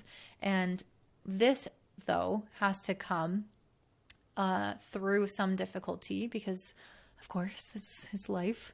And that difficulty for you is, well, for everyone, it's taking place in something that we have voluntarily entangled ourselves in, that we are now realizing is not our jam anymore. For you, this is represented by the T-square that's happening in Mars opposite Pluto squaring Jupiter. Mars is in your 10th, Pluto's in your 5th. So there's something around the lines of your career, your like objectives and kind of where you are headed in life that is no longer, I feel like, fully creatively inspiring to you, or there was something in line with like authority figures or your boss or that life objective that is now getting some pushback from that Pluto in the fifth, and it's asking you, is this really what lights you up? Is this really the most authentic expression of your individual identity? Maybe you have gotten lost in the shuffle of something. Maybe you have, your goals have put you under the umbrella of a larger entity that swallowed you up. Or maybe you were headed towards something in life that you're now asking yourself, does that really feel the same as it did before? Maybe you are now desiring to shift directions. Maybe you want to have a kid and you never thought you wanted to have a kid. Maybe you start your own business and you never thought that you would do that. But there's something about this past entanglement that you have to let go of first in order to do that thing. So it's really that confronting of, I've dedicated myself to a goal, to an objective, to a career path that is somehow out of alignment for me. And it doesn't mean that it's 100% out of alignment. It just means that there's something about it that's not right now. And your soul is checking you. Your soul is like, no, mm-mm. And this might come through having issues with authority figures. This might come through having, issues with friends or with your children, or a conflict between work and your children if you have that. You just might really feel that you're being pulled in different directions. And as a Libra rising, you want everyone to feel happy and satisfied. And there's something where I feel like you are somehow getting the blunt end of the stick, and you are really not honoring your own self fully. And this is where you are going to stop that cycle. And I think it's coming because you are, this is your advice card. So let me start off there. Rose quartz is all about self-love, valuing yourself, feeling like you're worthy. So if you have neglected yourself for peace, or if you have kind of looked past certain things to get to certain objectives, but you've neglected parts of yourself, I feel like you are coming back and picking up those parts and bringing them with you, because your advice here is to fully love and value all of yourself. And being a new moon in the 8th house, where we have lots of shadows, lots of insecurities, lots of parts of ourselves that often go off to die and be rejected, this new moon here is saying that you are coming and hugging all of those parts of yourself and being like, I love you. And we're going to pursue something that feels like it's all of me online. We're not going to sacrifice ourselves for one thing or another anymore. And I really feel like you're entering into this stage of being adventurous and kind of like looking at the face of death or the face of crisis and running straight into it. It doesn't have to be that intense, but I just feel like you guys are taking risks with this being a new moon in the 8th house of risk.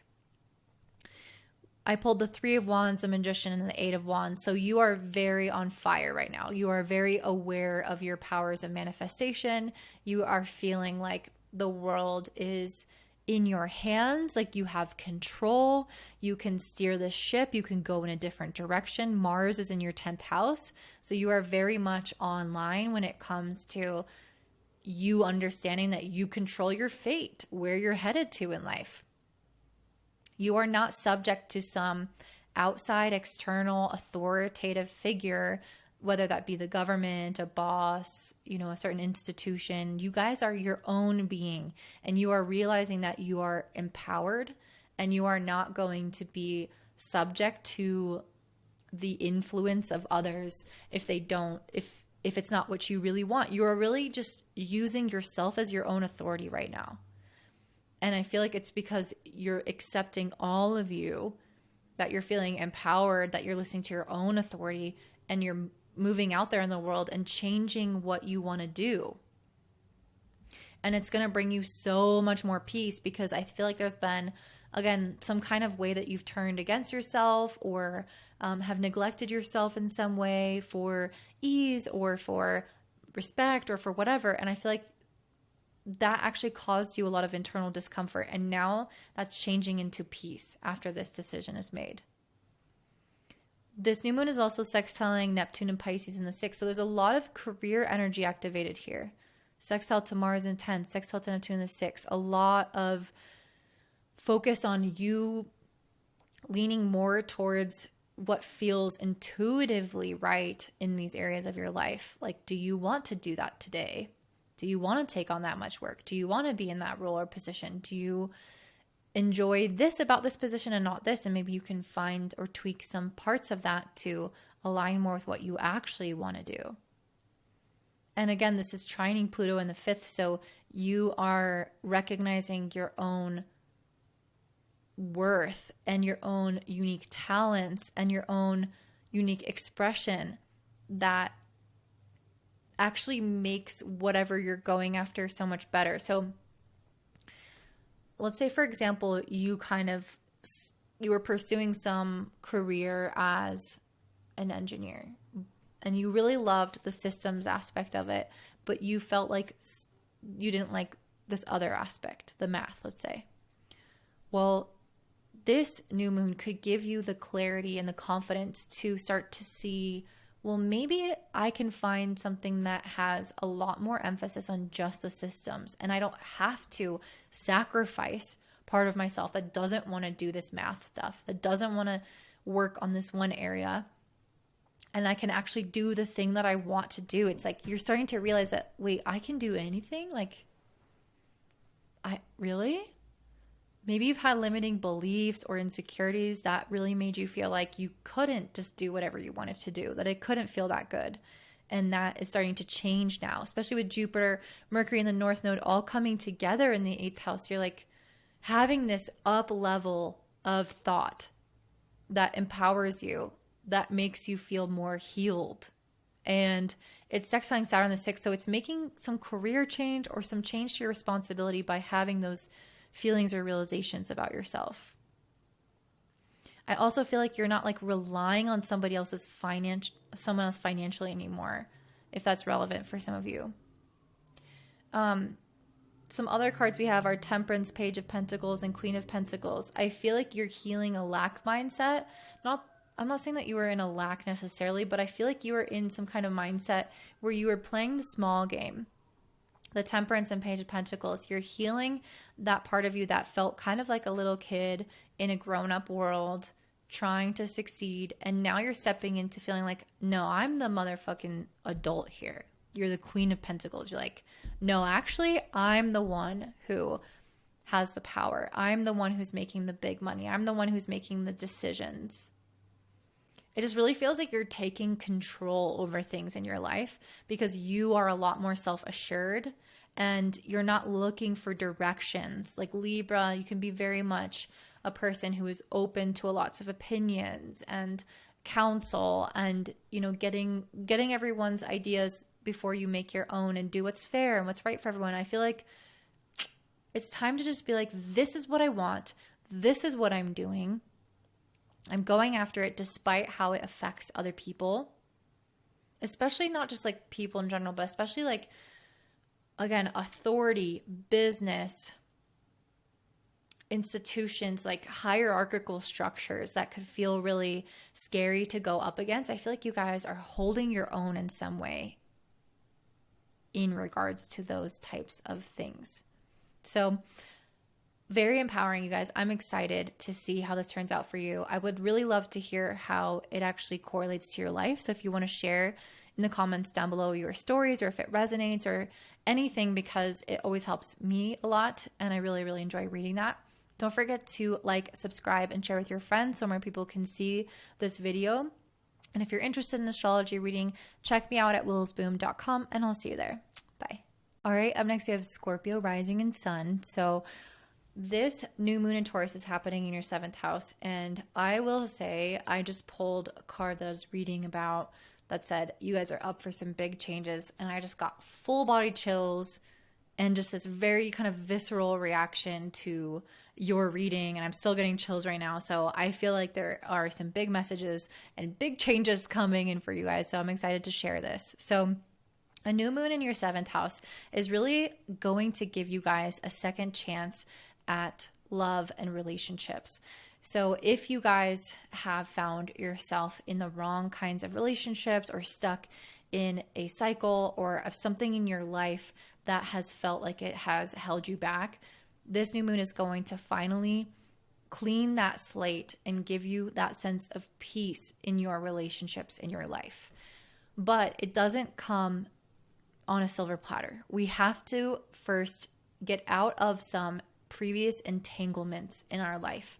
And these entanglements are represented by Mars in a T-square, so opposite Pluto, both squaring Jupiter. So this is pretty intense energy of conflict and emotional realizations in many ways. And I think that you guys are having to face this before you can have your peace within relationships. So I'm seeing, if you haven't watched the overview, definitely go back and watch that. But I'm seeing that this entanglement is something we freely entered into and realize after the fact that it's something that is not serving us.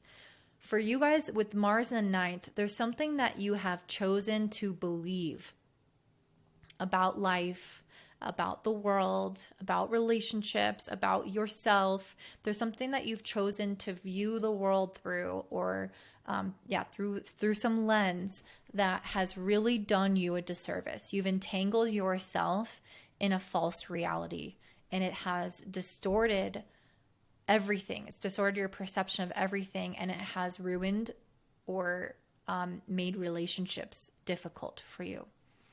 With Pluto in the fourth, there is something around your home and family and intuition that is challenging this belief system. So maybe it's that you are now seeing a resemblance between how you think about the world and how you grew up, and you're realizing that's not how you want it to be.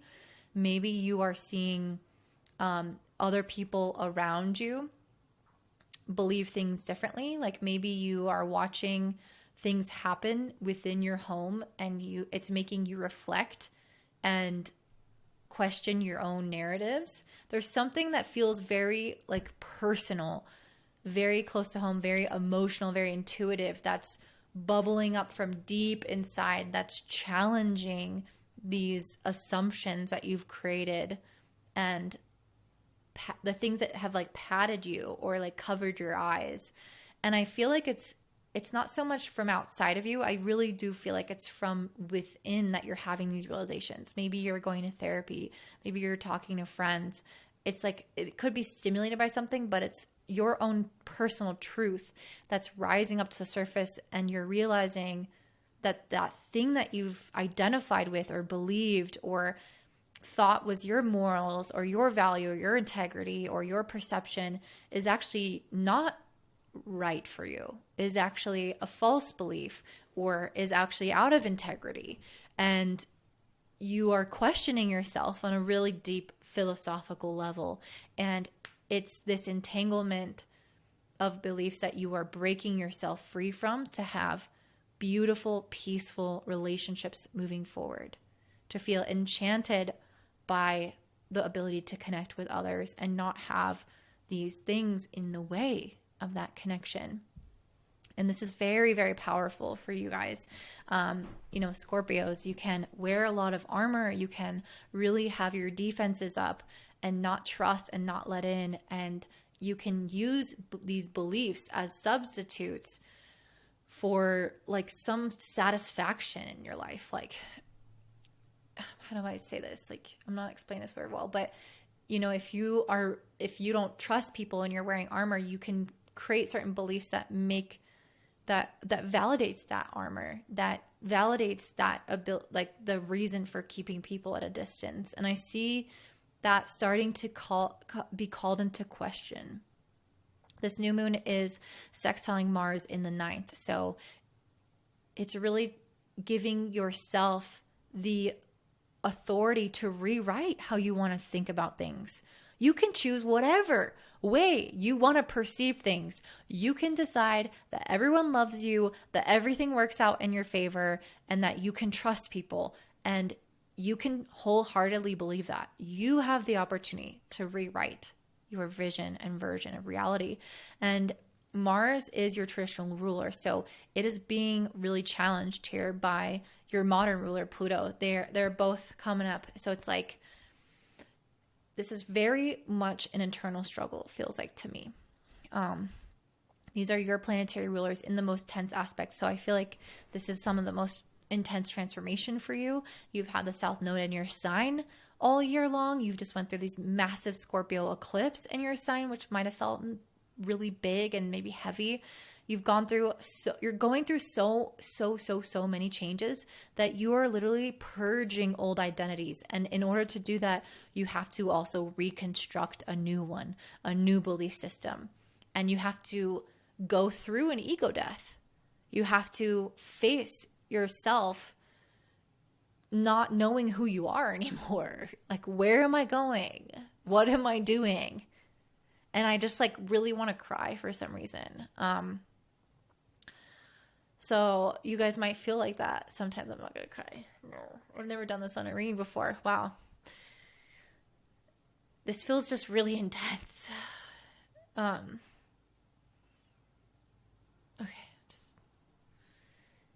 I must be like feeling your guys' energy really strongly because I was literally getting just so many chills before your reading. I feel like you guys are also at this place of a crossroads where some of you guys might still need to make decisions about, like, again, who you're going to be or where you're going to go with this Two of Swords. Maybe you have to decide something very literal, like, am I going to be with this person or not? Am I going to move to this place or not? Am I going to take this job or not? Am I going to quit this job or not? Like, it might be like very distinct, matter of fact, or it might be that more large, ever-present thing of like, okay, I'm going through this huge ego death, existential crisis. Now who am I? Now what am I going to do next? And it's like these bigger questions. Regardless, many unknowns are in your life right now, and you are on a state of adventure with the Three of Wands. You are seeking new horizons. You are curious. You are exploring. You are taking chances on yourself. And it feels very brave, very independent, very courageous. Like, I got this. I'm going to do this new thing on my own. I'm going to try this new thing that I've always wanted to do, or I'm just going to wing it. Fuck it. But I have the Nine of Swords. So I really feel like you guys are still, you're not over this. Like, there's still a lot that you're going through. So it's, again, it feels very big, which I think is why I'm getting such intense emotion with this Nine of Swords. It's just like, it feels like this really, really, really big change in your life. Probably, I think what I'm thinking is many changes in your life. And it might be giving you anxiety because you don't know how things are going to be. And because it's like super out of your control. I mean, it's not out of your control, but it feels like it. It feels like your life is out of control because it's like, what the fuck is happening? And I think you guys might have some sleepless nights, or you might be worried, or you might have nightmares. And this is just saying, like, that's okay. You are, again, going through this massive ego death and like death of your life. And in order for that to happen, you have to face like the fear of the unknown, the fear of change, the fear of everything being uncertain. And part of that is usually anxiety. It doesn't have to be. You can choose otherwise if you really want to. Because a lot of it is like head energy to Mars and Gemini. It's like very much overthinking right now. So you guys can choose differently from that. But I think ultimately it doesn't matter. Like, it's okay to have some of that. You're not doing anything wrong. This new moon is sextiling Neptune in the 5th house. So I really feel like you guys are just inspired to follow things that bring you passion right now. And that's what's going to help you know how to put one foot in front of the other. This feels good. Okay, go here. This feels good. Okay, go there. And you're just going to kind of figure it out that way. It's also trining Pluto in the fourth house. So I really feel like your home and living situation is in flux in some capacity, or something with your family could be in flux, or even your emotional nature. But there's something about that that's like not fully settled yet, and that's okay. You don't need to have all the answers to that yet, but it's going through a transformation right now. And I think you're going to find something on the other side of this, and maybe towards the end of this year, that feels a lot more aligned with you. There are lots of blessings from this. We have Jupiter, Mercury, the North Node all together in your seventh house. So you guys are just getting a lot more aligned relationships coming into your life. And I think it's also going to help how you feel about yourself as well. With the sextile to Saturn in the fifth, I feel like it's helping you feel a lot more kind of protective of your own essence. Not protective in a way that's like having your guards up, but protective of like not like living out of alignment with what you really desire and need. You're protecting your like essence in the sense that you really, your soul really wants something. It pushes you in a certain direction and you listen to it, you follow it. And the people in your life support that, or they start to align with that, or you meet new people because of that, or vice versa. Like they go both ways. You start to find the right relationships, and then the next steps for you click into place. It's like those things really feed off of each other. Your own identity, the development of your own ego and expression, and honoring who you were meant to be is starting to align with your relationships right now because of your personal choices at this new moon. We have the Queen of Wands and the Hangman. So I really do feel like you guys are just completely like turned upside down, completely changing your perspective on life. I think some of you guys, while there is a lot of busyness, might also feel like there's a pause at the same time. Like you're going through and doing a deep internal check on yourself. And with this Queen of Wands, I think it's really it's bringing you back to yourself, to your intuition, your confidence, your strength, your own vitality. And from that place, you're going to be really empowered to move in the best direction for yourself. So that's what I'm seeing, Scorpio. Please comment down below to let me know how that resonates with your life. Don't forget to like, subscribe, and share with your friends so more people can see this video. And if you want a reading from me, check me out at willsbloom.com. Thanks. Bye. All right, up next we have Sagittarius, Sun, and Rising. This Taurus new moon is happening in your sixth house. And I really feel like for a lot of you guys, there may be some disappointments that you are coming to terms with. Maybe these are things that you felt like you were planning for and doing a lot of soul searching around, and maybe looking for something, and then it led to some kind of disappointing outcome with this Five of Pentacles. And sometimes a new moon in the sixth house is not like a fun house. It's a house of illness. It's where there are power imbalances. It's where we feel like we put a lot of work and we don't always get the justice that we deserve. And I feel like there is something that will come through for you guys, but it's almost like there has to be a grieving of the past in some way. So really big energy around this eclipse. Oh my God, I keep saying eclipse. I literally cannot stop saying eclipse because of this eclipse season. I think because this new moon has so much to do with the eclipses. But yeah, I feel like they're so connected. My mind is just relating them. But this new moon, there is the big message around a second chance at something. And I feel like these cards are illustrating what happened the first time. And I've been telling the groups, and if you haven't watched the overview, you definitely want to do that because that's super relevant. I've been telling all the groups that there's something that I feel like we've entangled ourselves in voluntarily that has turned into a mess. And we need to remove ourselves from that in order to reach a state of peace and get a second chance at something and do it the right way. That's kind of the synopsis, but I said it so much better in the overview, so make sure you watch that. And that entanglement is really represented by this T-square with Mars opposite Pluto squaring Jupiter. Mars is in the 8th house opposite Pluto in the 3rd. So there was something I feel like you guys were driven towards that I feel like was more so based out of fear or insecurity, or there's some like shadow lurking in that decision. And I feel like because of that, it wasn't meant to be, really. If there was a situation that you tried to accomplish something and it didn't really work out, or you tried something in a relationship or at work, or, whatever like milestone it is, it's like it didn't have the immediate outcome that you're looking for. It just feels like, yeah, I guess it feels like a failure. Like I tried all this and it didn't go anywhere.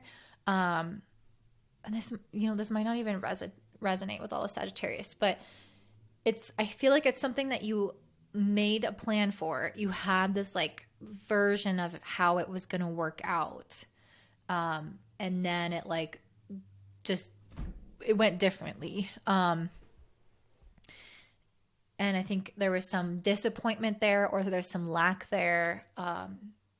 And it really made you, I feel like, go through a dark night of the soul, or it made you do a lot of internal reflection to kind of see why this is happening, or like what it all means. I don't know. This feels like the past though. And that's what that Mars in the 8th house, I feel like, is representing. I think that there's something around that like initial choice that, again, wasn't fully in alignment with you, because it was like perpetuated by fear or scarcity or lack or distrust of things. It's like rushing something or pursuing the thing that looks like it's going to give you the most security when it's not actually the thing that brings you the most happiness. I don't know. There's something that's like you actually like chose something that maybe you thought would be something else. You thought would be like some kind of meal ticket, or be the answer, or would be the yes, or whatever. And it's like, actually it's there's something around that was like, it feels like a flop. It feels like it didn't bear the fruit that it was supposed to bear. Which is disappointing. You put all this labor into something, you care about something, but it's almost like it was just not quite a match. And maybe the internal motivations were also not quite a match. But now I feel like Pluto in the 3rd is having you come, and it's checking yourself and asking, how is my mindset? How am I actually thinking about things? Am I being driven by certain fears or insecurities? And if so, how can I change that? That's the entanglement that you need to end. And it's going to give you a second chance at something, likely work related, but doesn't have to be. It's going to give you a second chance at something that you wanted, especially if it means that you're going to belong to some kind of group or a team or have new responsibility. It's going to give you a second chance at feeling really satisfied and at peace with that. It's going to be that wish fulfillment with this 9 of Cups. But you have to first get out of whatever entrapment got you into that situation to begin with. So let's say, for example, you chose this one job because you're like, okay, I really need money, and this job's going to give me good money. And then it really didn't feel very exciting to you, but you're like, I feel this urgency or this pressure. I have to figure my life out, and I just need money right now. And so you just get this job. And then, 6 months into it, you're like, wait, this job really sucks. Like, they don't even pay that well. I'm not happy. It's really affecting me negatively. It's leading to this 5 of Pentacles outcome where I'm just feeling like I'm not getting what I put into it. People aren't recognizing my worthiness. And it's because I settled. It's because I made a decision from a place of fear, or made a decision from a rushed place, or from a lack, or whatever. And then you decide to really examine that within yourself, release that, and pursue something from a different place in your heart. And you notice that that job or whatever you get after is so much better. With this aquamarine, I feel like this is an advice card. There's some advice that some of you need to hear, that you are a teacher. You are a Sagittarius, and this is very strong for a teacher. So I don't know if this is like related to the message that I'm sharing with you right now, but maybe there is something that you are meant to teach. I'm just going to leave it at that. There's something that you are meant to teach. Don't give up on that if it's somehow related to this. So yeah, checking yourself in a really big way, in your mind, in your perception. This new moon is also sextiling Mars in the 8th. So I do feel like once you become aware of your shadow, you can start to use it. Like you can start to feel empowered, emboldened, risk-taking, courageous, and not let the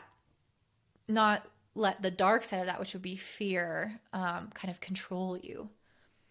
It's also sextiling Neptune in the 4th, which is in Pisces. So very much, I feel like you guys are coming into a state of peace with yourself, where you're loving and accepting yourself for who you are, and you're loving and accepting your emotions for what they are, and you are listening to them. Like you're not bulldozing yourself. You're really tuning into your intuition. You're tuning into your feelings. You are letting it guide you. And because of that, you are making different choices. And then lastly, it's trining Pluto in the 3rd. So this is very much about a revolution of your mindset. And this is going to take time. This is very much in flux, in flow. It has not settled. Your mind is going to continue to change. You're going to continue to evolve and think new thoughts about this situation and about your motivations and all those things. It's not like a set thing in stone right now. You are still a work in progress when it comes to your perception of things, and that's okay. That's good. I know I said lastly, but this is lastly. We have Jupiter, Mercury, North Node, all conjunct in Uranus, and Mercury is making an exact sextile to Saturn in the 4th. Did I say North Node and Taurus in the 6th? I think I said Uranus for some reason.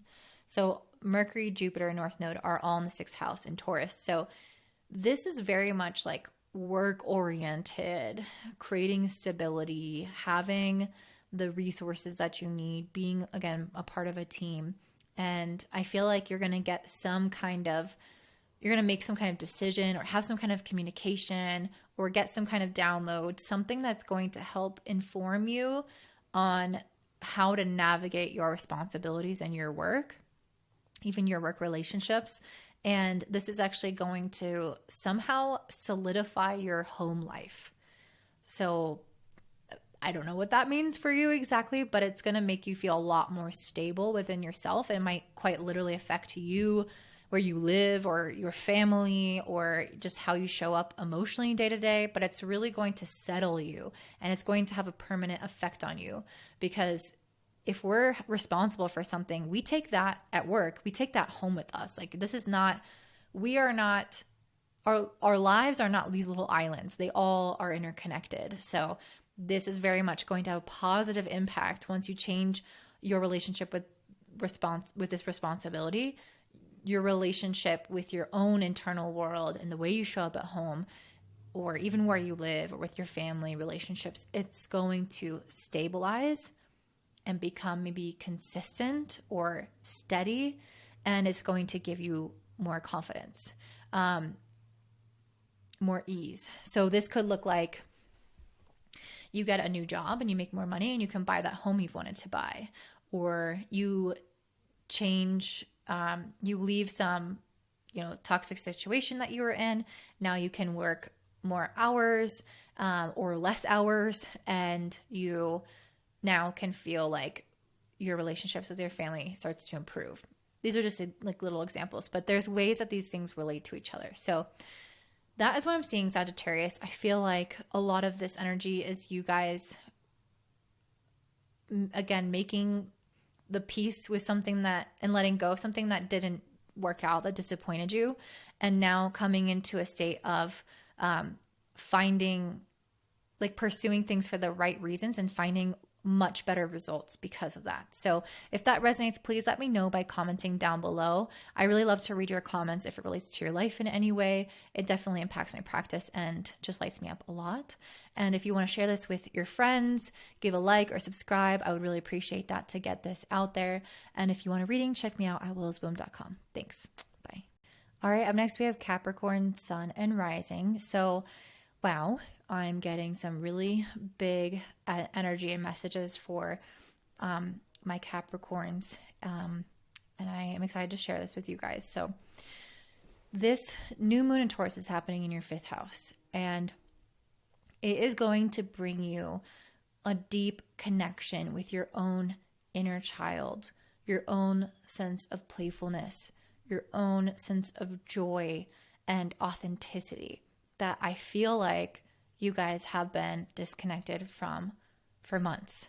And I'm very excited for the blessings of this new moon. However, you are having to face destruction in some capacity in order for that to happen. If you haven't watched the overview, make sure you go ahead and do that because this will make a lot more sense. But what's happening is we're having a T-square with Mars opposite Pluto, both squaring Jupiter. This is bringing up something that we have voluntarily entered into, that we have become stuck and entangled in, and life has gotten messier because of the choices that we've made in this way. And for you guys, this is in the area of relationships. Mars is in the 7th house. So the way that you have been within relationships has really gotten you tangled up into some kind of pattern with people that is toxic to you. And I think initially you thought it would be something good or something that you needed. And I'm sure it was something that you needed since it happened. But now it's time to leave that entanglement. Now it's time to leave that dynamic, that patterning. And Pluto is opposing Mars in the 2nd. And it's asking you to look at how you have maintained maybe too much autonomy or independence within relationships. So your advice card, before I get into that, is the Emerald card. And I want to read this to you. And it says, Emerald likes to get to the heart of the matter. It's come to remind you that truth, honesty, openness, and vulnerability are the keys you will always need to reveal harmony in any situation. Why is this important? Because when you can connect with others on a level of authenticity, you are way more likely to find an outcome that is best for both people involved. If you've been out of sync with your loved ones or your inner self or the rhythms of the world, Emerald is here to help. It will open your heart to successfully connect you on a heart level with the world around you. It will enable you to find the strength within to overcome hardships and soften your being to instantly align with your highest good. Your deep inner knowing of truth will help you live to the fullest and seamlessly integrate into the flow of life. I really feel like my Capricorns have not been authentic enough and vulnerable and open enough in their relationships. And that's why this card is coming out and listing those words. And because of that, you've been too autonomous, guarded, protected, individual within dynamics. You haven't allowed for enough reliance on another person. You haven't allowed for enough trust. If there's enough vulnerability, it's a Scorpio energy. You in many ways become one because you need that person and that person needs you. And that might sound unhealthy, but in balance, it's good. But when there's none of that, it's not good. It's like two independent people living their own lives in a relationship. And that's what I'm seeing here. Too much individuation was happening in a relationship. Some relationship, it doesn't have to be a specific one. And I see that is the dynamic that you guys are confronting now, this pattern. And Pluto is saying, is this what you really want? What is your level of independence? What's your level of security? What's your level of financial independence versus reliance? Like asking those questions and actually getting clear on what feels right for you on a very authentic level. And it could look different from you to anyone else. That's okay. But I feel like something had to end here. We have the 10 of Swords and the Tower card. So wow, did it crash and burn? Something really, really, really, really ended full stop. Like 10 of Swords, Tower, you cannot revive this thing. It is done. It is dead. It is gone.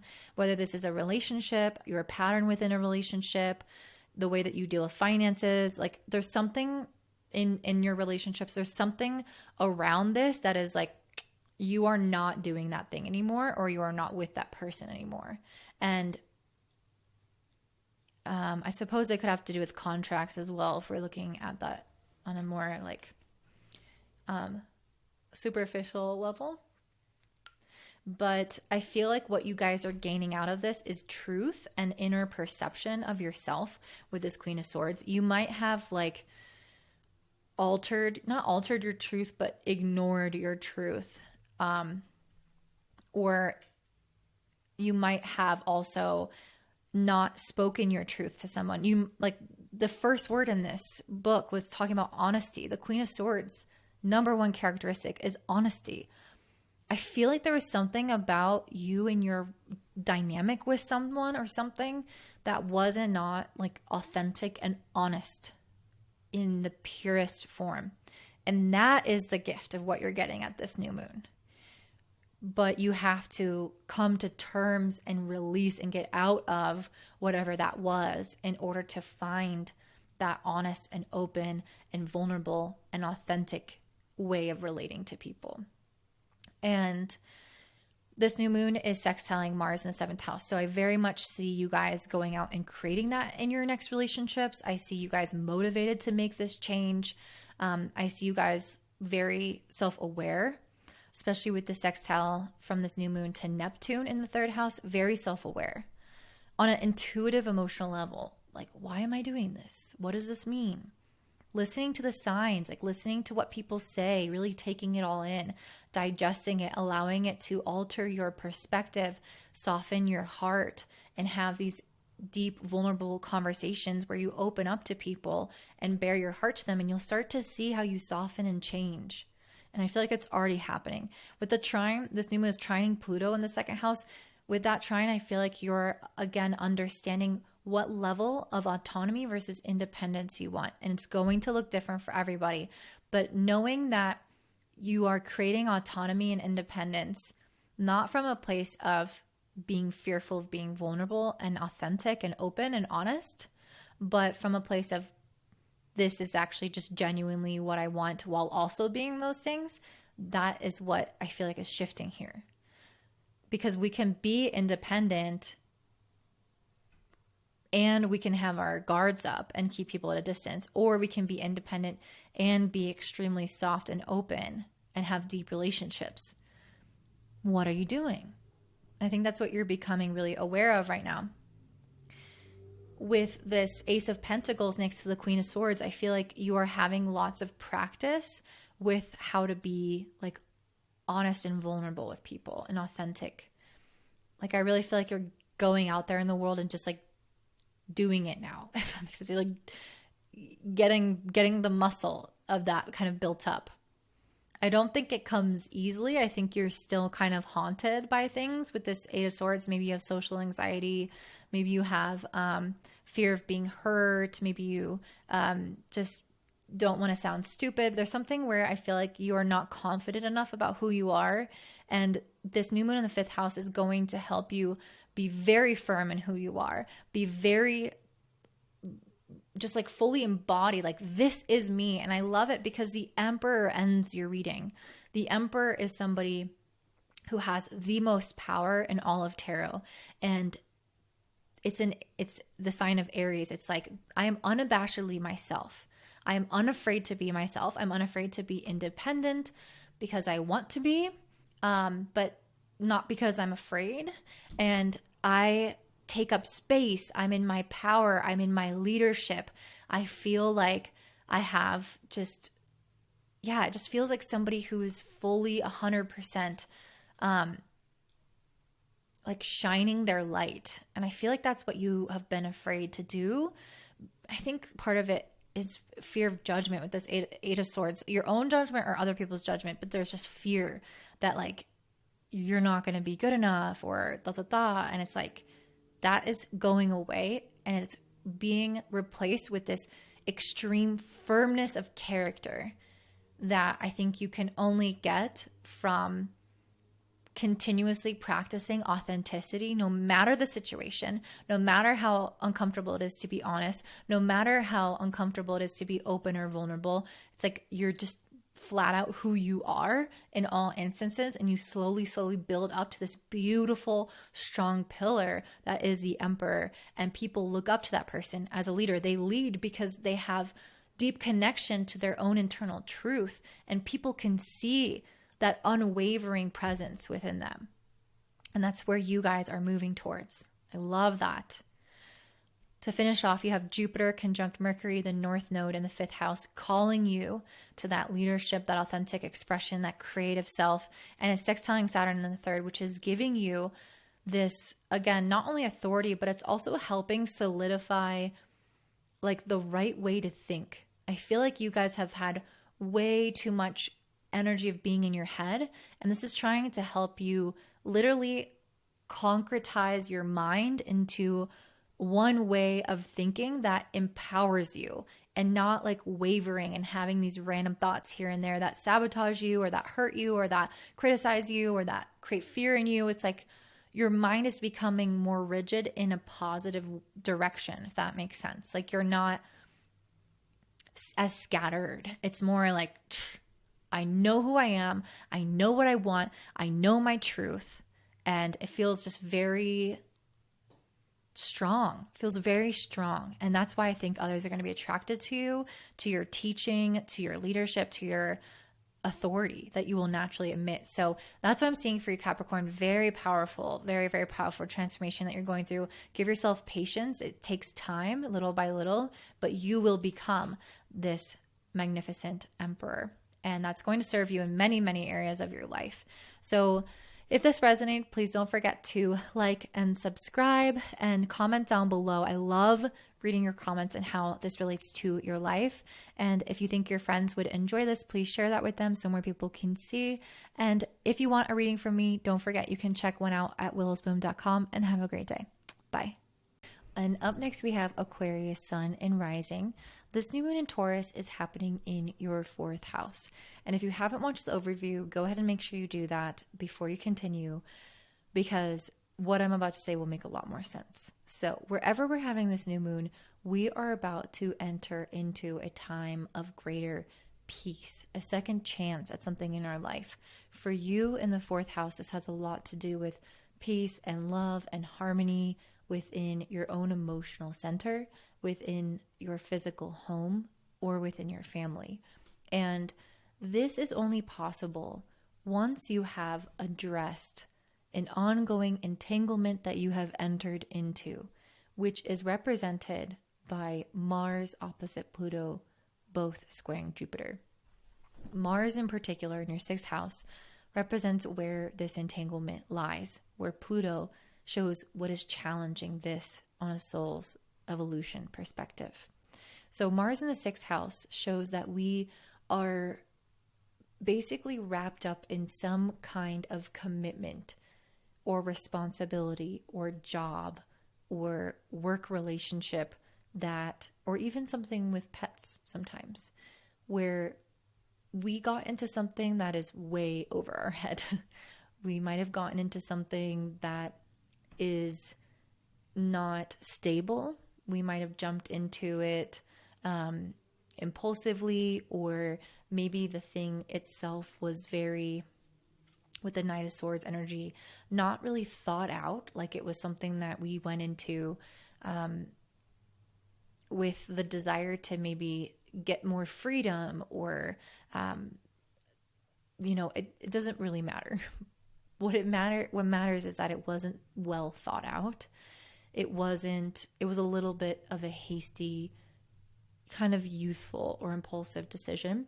And taking on that responsibility or that commitment to something or that job or that relationship with somebody has ultimately proved to be detrimental in the long run. And I see that with the 7 of Wands, where you jump into something and you're excited and you say yes and you can't wait to start this thing. And then you have the 7 of Wands in reverse, where you get to a point of exhaustion, of giving up, of feeling so done. And you finally feel like you've reached the limit of that enterprise. Basically, you've entered into something very quickly and it burned out just as quickly. So ultimately, the entanglement with that is needing to be put to an end. Pluto in the first house is what challenges us and asks us, who do I need to be? Because there is something that is transforming about your identity, and especially your identity when it's concerned with personal empowerment. So there's something about you rushing into this decision, or doing something impulsively, or taking on more responsibility, or not. It feels like very like shifty energy, like whatever it was, it moved fast and it wasn't stable, and it was just maybe a little everywhere. There's something about that that feels disempowering or maybe juvenile. And I feel like you guys are entering into a stage with Pluto in your first and with the Eight of Pentacles ending the reading. You're moving into a stage in which you're really becoming masters over yourself. You're working on yourself, your identity, you're transforming, you're leveling up. And in order to do that, you can't be involved in this type of entanglement. It doesn't align with who you are becoming. And I think that's why you are feeling this internal pressure to evolve past this responsibility, this job, this circumstance that you've entered into willingly. And ultimately, I think it has robbed you of your peace because of its lack of stability, because of its kind of frantic energy. Maybe it was very, very busy, or very, very demanding, or just unstable in some capacity, and harder to keep maybe a routine, or harder to meet other responsibilities within the home, or even to feel like you have enough time to rest, or to feel like what you're doing is the right thing. There's something about it that was like not substantial enough, that was not steady enough for you to build a foundation on. And with this new moon in Taurus, you are leaving that entanglement. Hopefully you decide that, and deciding to create a real foundation that will be based off of your new identity that you're creating for yourself. And this identity is a lot more empowered and believes in kind of what you can accomplish, and is thinking on a bigger scale or outside of the box, like you're meant to do as an Aquarius. I pulled an advice card. Let me see what it says for you. It's an oracle card. It's the Vanadinite. It appears as though you've got some writing to do. You have a story inside you that is bursting to come out and see the light of day. So maybe some of you are needing to write a book.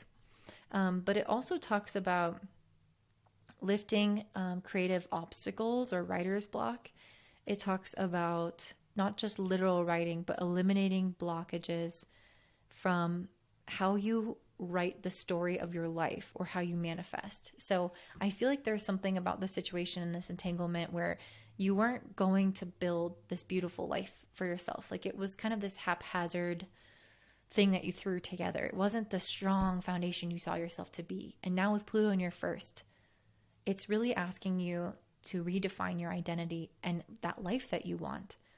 And this new moon in the fourth is going again to help you build the brick by brick foundation from which that identity is going to be erected. This new moon is also sextiling Mars in the sixth, so it's going to help you find maybe new work or new types of jobs or responsibilities to help get you to that identity. It's sextiling Neptune in the second, so it's going to help you use your creativity and your inspiration, your intuition in order to understand, first of all, what gifts you have to offer the world, what value you have to offer, but also your what to pursue financially, like your financial life, what to spend on, what to save, what jobs to move towards or move away from. Also, I'm like in the middle of the city and there's just one duck. There's no water around anywhere near here, but there's just one duck that just waddled across the street and is right there. And he's just standing there and he's all by himself. And I have never seen a duck here before. So that might be somehow a message for you guys. I don't know what the duck symbolizes in terms of, let me see, like what does a duck symbolize? I just feel like this is relevant because I have never seen anything like this before. And I think birds are good. Duck symbolism includes laughter and happiness, good luck, nurturing and bonding, emotional stability. Yes, That's what a new moon in the fourth house does. It brings you that emotional stability. And as I said that, it flew away. Wow, that's crazy. I definitely feel like that was a message. Unlikely pairings, romantic love, travel, purification and transformation, intuition, and spiritual ascension. Wow. Yeah, I definitely feel like you guys are entering into just a much happier phase, because I feel like whatever this responsibility was, it was really weighing down on you, and it might have made you feel powerless and like you didn't have control over how your life was going. And with this Vanity Night card saying that you can write the story of your life in any way that you want, with Pluto in your first house, it's asking you to take your power back and realize that you have full control.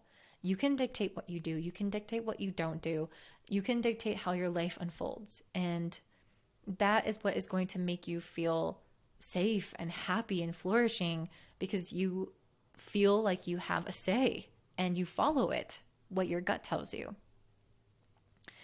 And then lastly, we have Jupiter, Mercury, North Node all together in your fourth, sextiling Saturn the second. So the more that you feel happy, fulfilled, maybe you're with a partner, with your family, you're feeling like your foundation is strong, your emotional well-being inside of yourself, your relationship with yourself, your ability to rest and connect with yourself.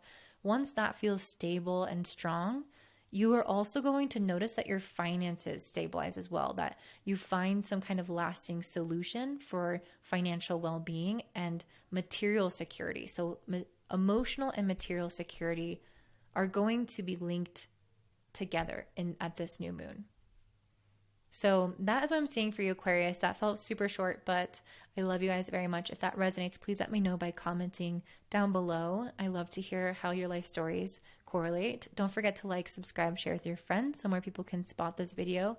And if you're interested in a reading, check me out at willowsbloom.com. Thanks. Bye. All right. And last but not least, we have my beautiful Pisces rising and suns. This new moon in Taurus is happening in your third house. And this is going to help you guys find newfound peace in your mind. This is an important one to watch the overview for, because I did talk about a concept that I'm not going to go into super in detail in this and the individual signs, but this particular new moon has a lot to do with second chances. And I feel like there may have been something in regards to your siblings, to your mindset, to your communication style, to how busy you've been, to all of those things that is going to find or have a second chance at finding more peace or resolution in a really beautiful way. And I definitely feel like you guys are going to be coming into more relationships and maybe even work opportunities. And I just see like a lot of new things coming into your life, but relationships and work opportunities that bring more peace and more joy. So if you've been having some that have taken away from that, that's not what this is going to be. So in order for you to find that level of peace, what we first have to do is confront an entanglement that we voluntarily joined. And this is wherever we have Mars, because right now Mars is in a T-square. It's opposite Pluto. Both of them are squaring Jupiter. And your Mars is in the fifth house. So there's something that you've entangled yourself into in regards to the fifth house that you need to get yourself out of in order to find true peace of mind, improve your relationships, improve your work opportunities, and feel like the things that you are doing day to day are actually filling up your cup. And Mars in the fifth house shows that you may have jumped into something that initially had the promise of being a beautiful expression of your nature. It may have initially felt like it was maybe really creative, or like maybe it was a relationship with somebody that just, swept you off your feet, or maybe it was something to do with your children where you felt like this is going to be so amazing for them and this is going to improve our relationship, or this is going to just help them a lot. And then, or again, especially any kind of creative venture, like something that you wanted to do for you, or hobby or friend group, something that you joined thinking that in your heart you thought it was improving your life. But with the Five of Cups, I really feel like this is something that let you down, or that you realized was not as emotionally supportive as you thought it would be. There's something about it where I feel like you saw some truth in the situation, because the Five of Cups has Mars in Scorpio. And if there's anything we know about Scorpio, there's a lot around truth and trust that comes to the surface. Truth, trust, and intimacy. So there might have been some breakdown in one of those three areas, and you might start to see the thing for what it is, or you might have felt like it really hurt your feelings or betrayed you or let you down in some way, and is actually causing emotional turmoil. So this thing that was supposed to light you up, this thing that was supposed to feel authentic, this thing that was supposed to be a creative expression, that was supposed to help your kids or help your dating life or help your sexuality, it's like it kind of backfired in some weird way. And I think ultimately these are things that we knowingly got into, maybe without the full, awareness or understanding of how they would truly kind of entangle us in them and start to hurt us. And that is what I feel like this new moon is about. It's about unwinding those entanglements so we can be free to create real peace. And so I see you guys walking away, but not just like walking away. I see the Three of Wands, which is adventuring away. So you're not just like, okay, I'm going to go leave that creative thing now and that's it. It's like, no, I'm actually going on a journey. I am searching for myself. I'm searching for what actually will fill that space that I thought was some creative expression, that I thought was an expression of my gifts. There's something about me pursuing that actually feels bad. Let me fix that. Let me go on an adventure to rediscover myself, those gifts, that authenticity in a real way this time. And in that sense, I feel like you are going to be discovering more parts of yourself that lead you to confidence, that lead you to a lot of abundance, actually, because I feel like this creative venture, while it might have kind of sputtered out on its own, ultimately, this little detour is going to help you ask the bigger questions that lead you towards finding maybe your purpose, or towards finding more self-worth, leadership, solar plexus type energy, more innate confidence, or more financial abundance, because that's really what this adventurous Aries energy is about, paired with citrine. So that's what this Mars is about. And Mars was ultimately challenged, or is ultimately being challenged, by Pluto with this opposition. Pluto is in your 12th house, and it's really having you see what you didn't see before. It's having secrets revealed, subconscious motivations behind why you entered into this to begin with revealed, and it's having you see how this could actually be undermining or self-sabotaging you, because that's what the 12th house is about. So it's like facing your reality, and it's saying, do you want the past to keep repeating itself? Okay, then keep doing this. Or do you want to make a change? And if you're ready to make a change, you're going to have to surrender this. You're going to have to let this go.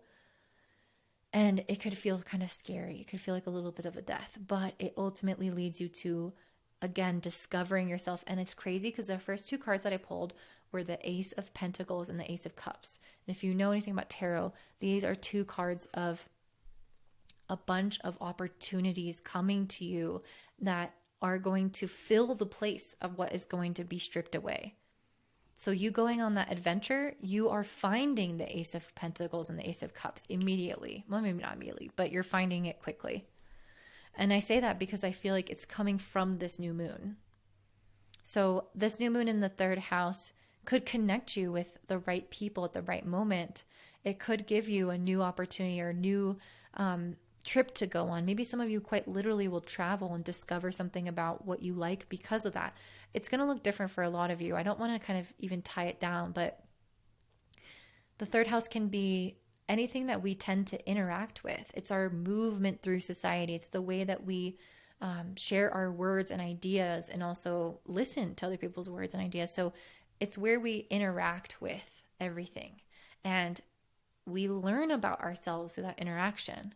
So that's what I feel like this new moon is giving you. It's giving you more potential for adventure and interaction and opportunities for stimulation to discover your authentic expression in this really, really empowering way that will lead you towards abundance and confidence. And this new moon is sextiling Mars in the fifth. So, I mean, you can't get any better energy than that. It's kind of a time to be a little selfish. Like, if there's a time to carve out, I want to do what I want to do when I want to do it kind of time, it's now at this new moon. This is also sextiling Neptune in your first house. So you are being very divinely guided. You are already super intuitive. All you have to do is just feel into your body, feel into your emotions, your intuition when you're going through each experience to know if you should go towards it or away from it. And I think in many ways you are in this process of evolving, but like a spiritual evolvement. And that can feel sometimes like, where am I going to land? You know? And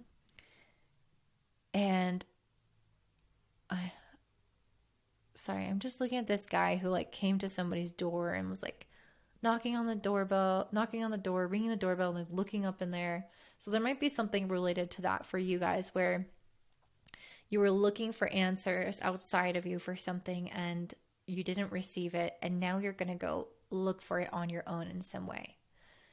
And I feel like you're going to find it through really spiritual means. I feel like the universe is here just going to plop little synchronistic events into your life, and you're going to, like, it's going to dawn on you these different parts of yourself, and your identity is going to be created through these really beautiful, destined, kind of fated, synchronistic moments that the universe aligns. And that's what I'm feeling. I feel like many of you guys are slowly kind of working your way towards a deeper purpose, or towards more abundance in your purpose, or more exploration of personal interests that will help expand your identity outside of work, which is just, it's so beautiful. This new moon is also trining Pluto retrograde in the 12th. So I think that you guys are having to let a lot of things go in order to bring those new things in. And I'm seeing Pluto retrograde here and this trine indicating a transition, which means that you haven't let it go yet, but you're not fully in it still. And you're kind of like in that in between, and it's not fully settled yet. And that's okay. You don't need to rush the process of letting it go. You don't need to rush any process of anything, of processing things. For example, you can just allow it to unfold on its own timeline. You know, take action. You don't want to just be completely passive in your life, but at the same time, you don't want to push yourself into a new world too soon, or push an old world out too soon. It's okay to kind of wean off. It's okay to listen to when it feels right. So it's not just like cutting the thing and let it run.